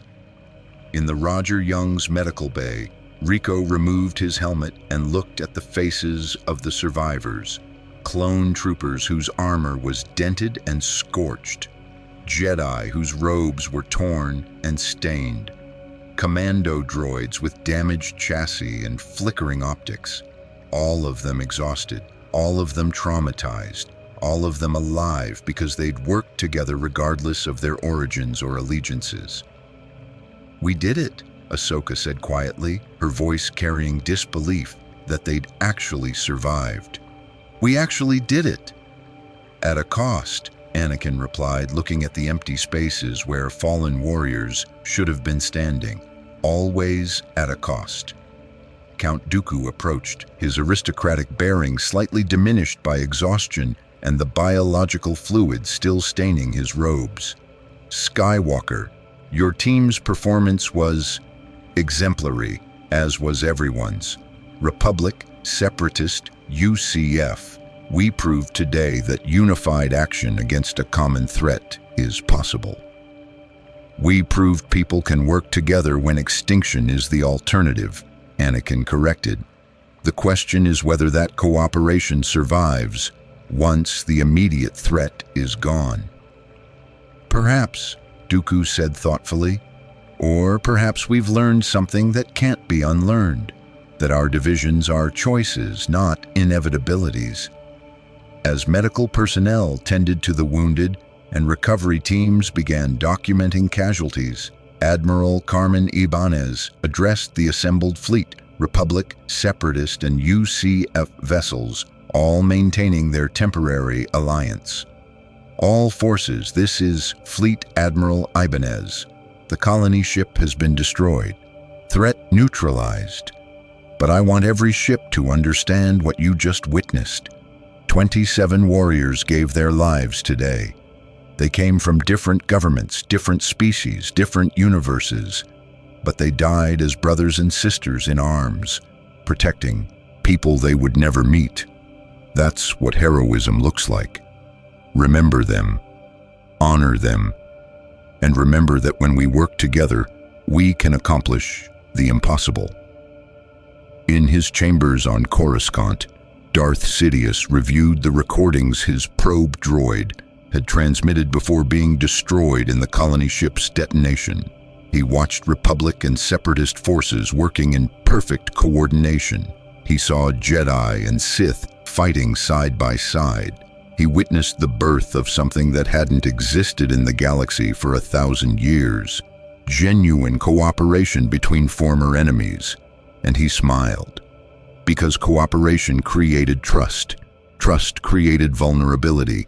And vulnerability was exactly what he needed to execute Order 66 with maximum impact. When the time came, the betrayal would be all the more devastating because they'd learned to trust each other.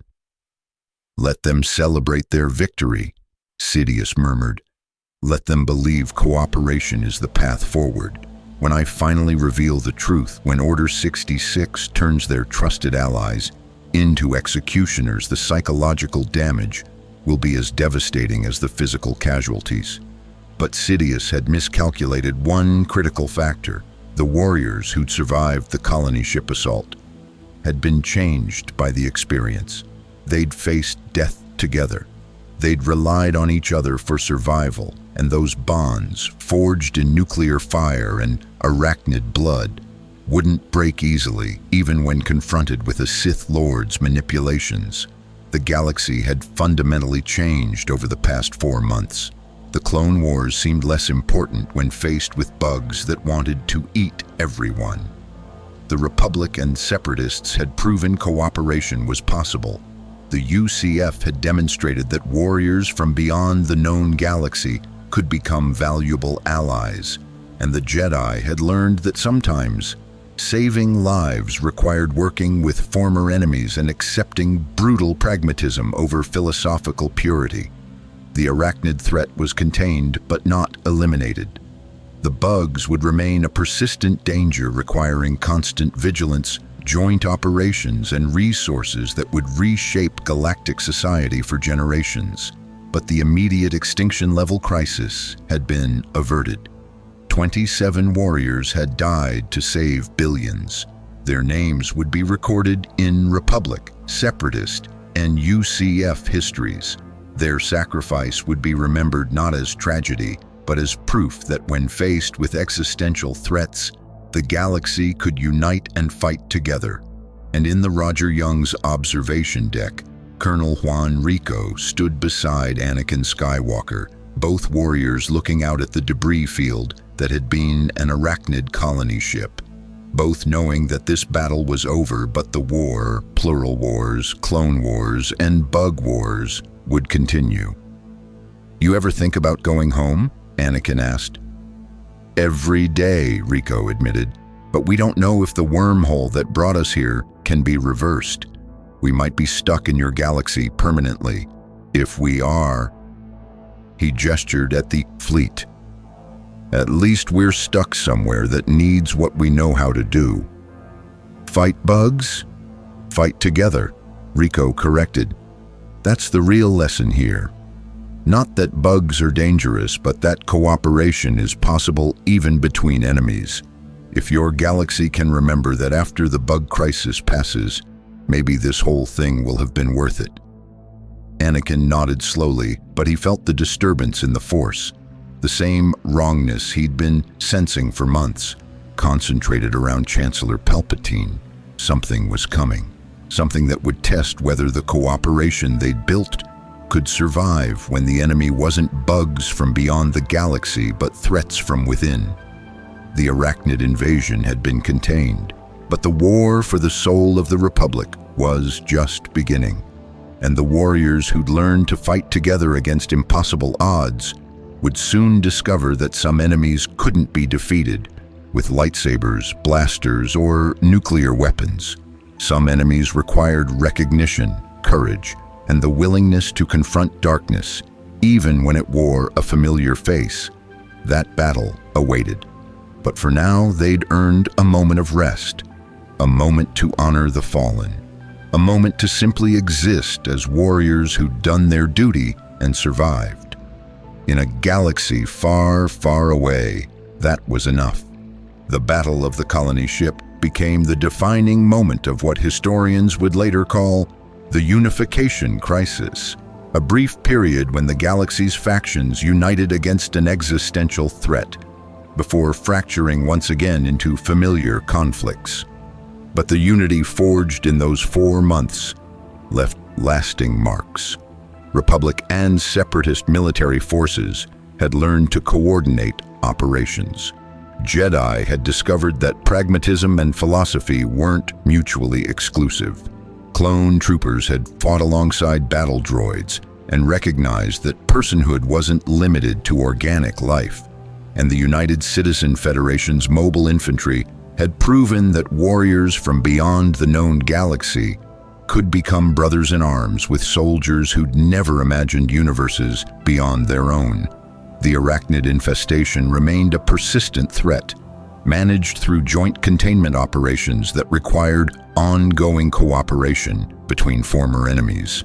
38 worlds harbored bug populations too entrenched to eliminate without planetary sterilization, a line the galaxy refused to cross. Instead, those worlds were quarantined, monitored, and subject to regular purge operations that kept the infestations contained, but not eliminated. The political landscape shifted. Peace talks between the Republic and Separatists began in earnest, mediated by UCF representatives who had no stake in the Clone Wars' ideological conflicts. Chancellor Palpatine found his manipulations complicated by variables he'd never anticipated. Warriors who'd learned to trust across factional lines, military leaders who'd seen cooperation work, and populations who'd witnessed their governments fighting together against a common threat. Order 66 remained dormant in clone trooper programming, but the inhibitor chips had been systematically deactivated across units that had fought alongside Jedi during the Bug Wars. The betrayal Sidious had planned for so long faced technical obstacles as the bonds between Jedi and clones deepened through shared combat against an enemy that couldn't be sensed, manipulated, or reasoned with.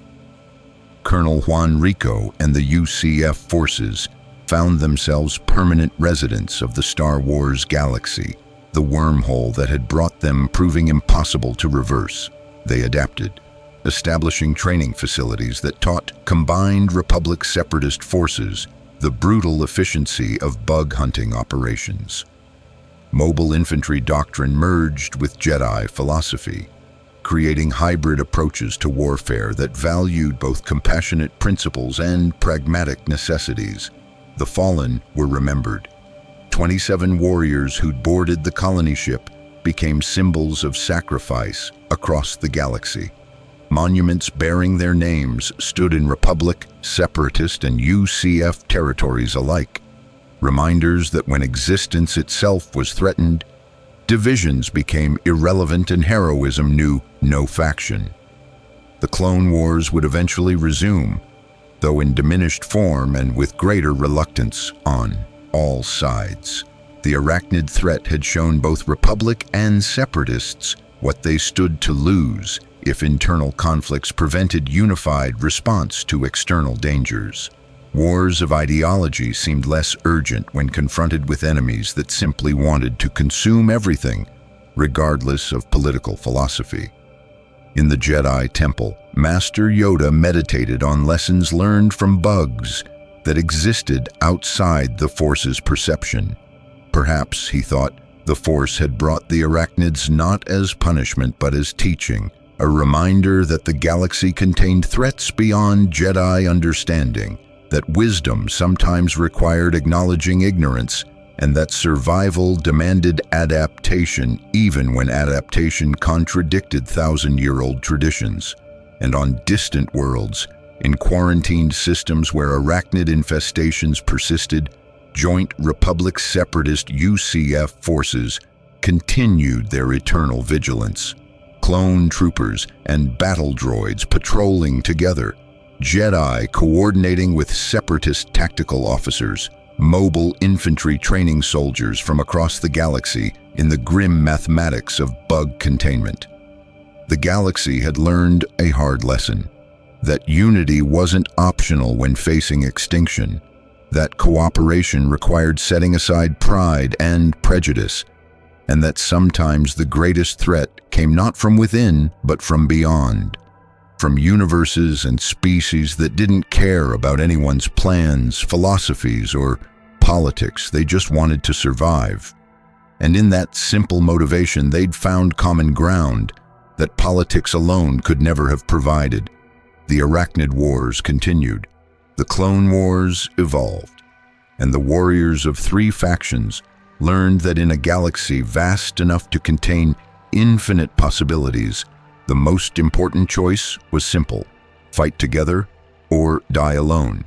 They chose to fight together, and in that choice, they changed the galaxy forever.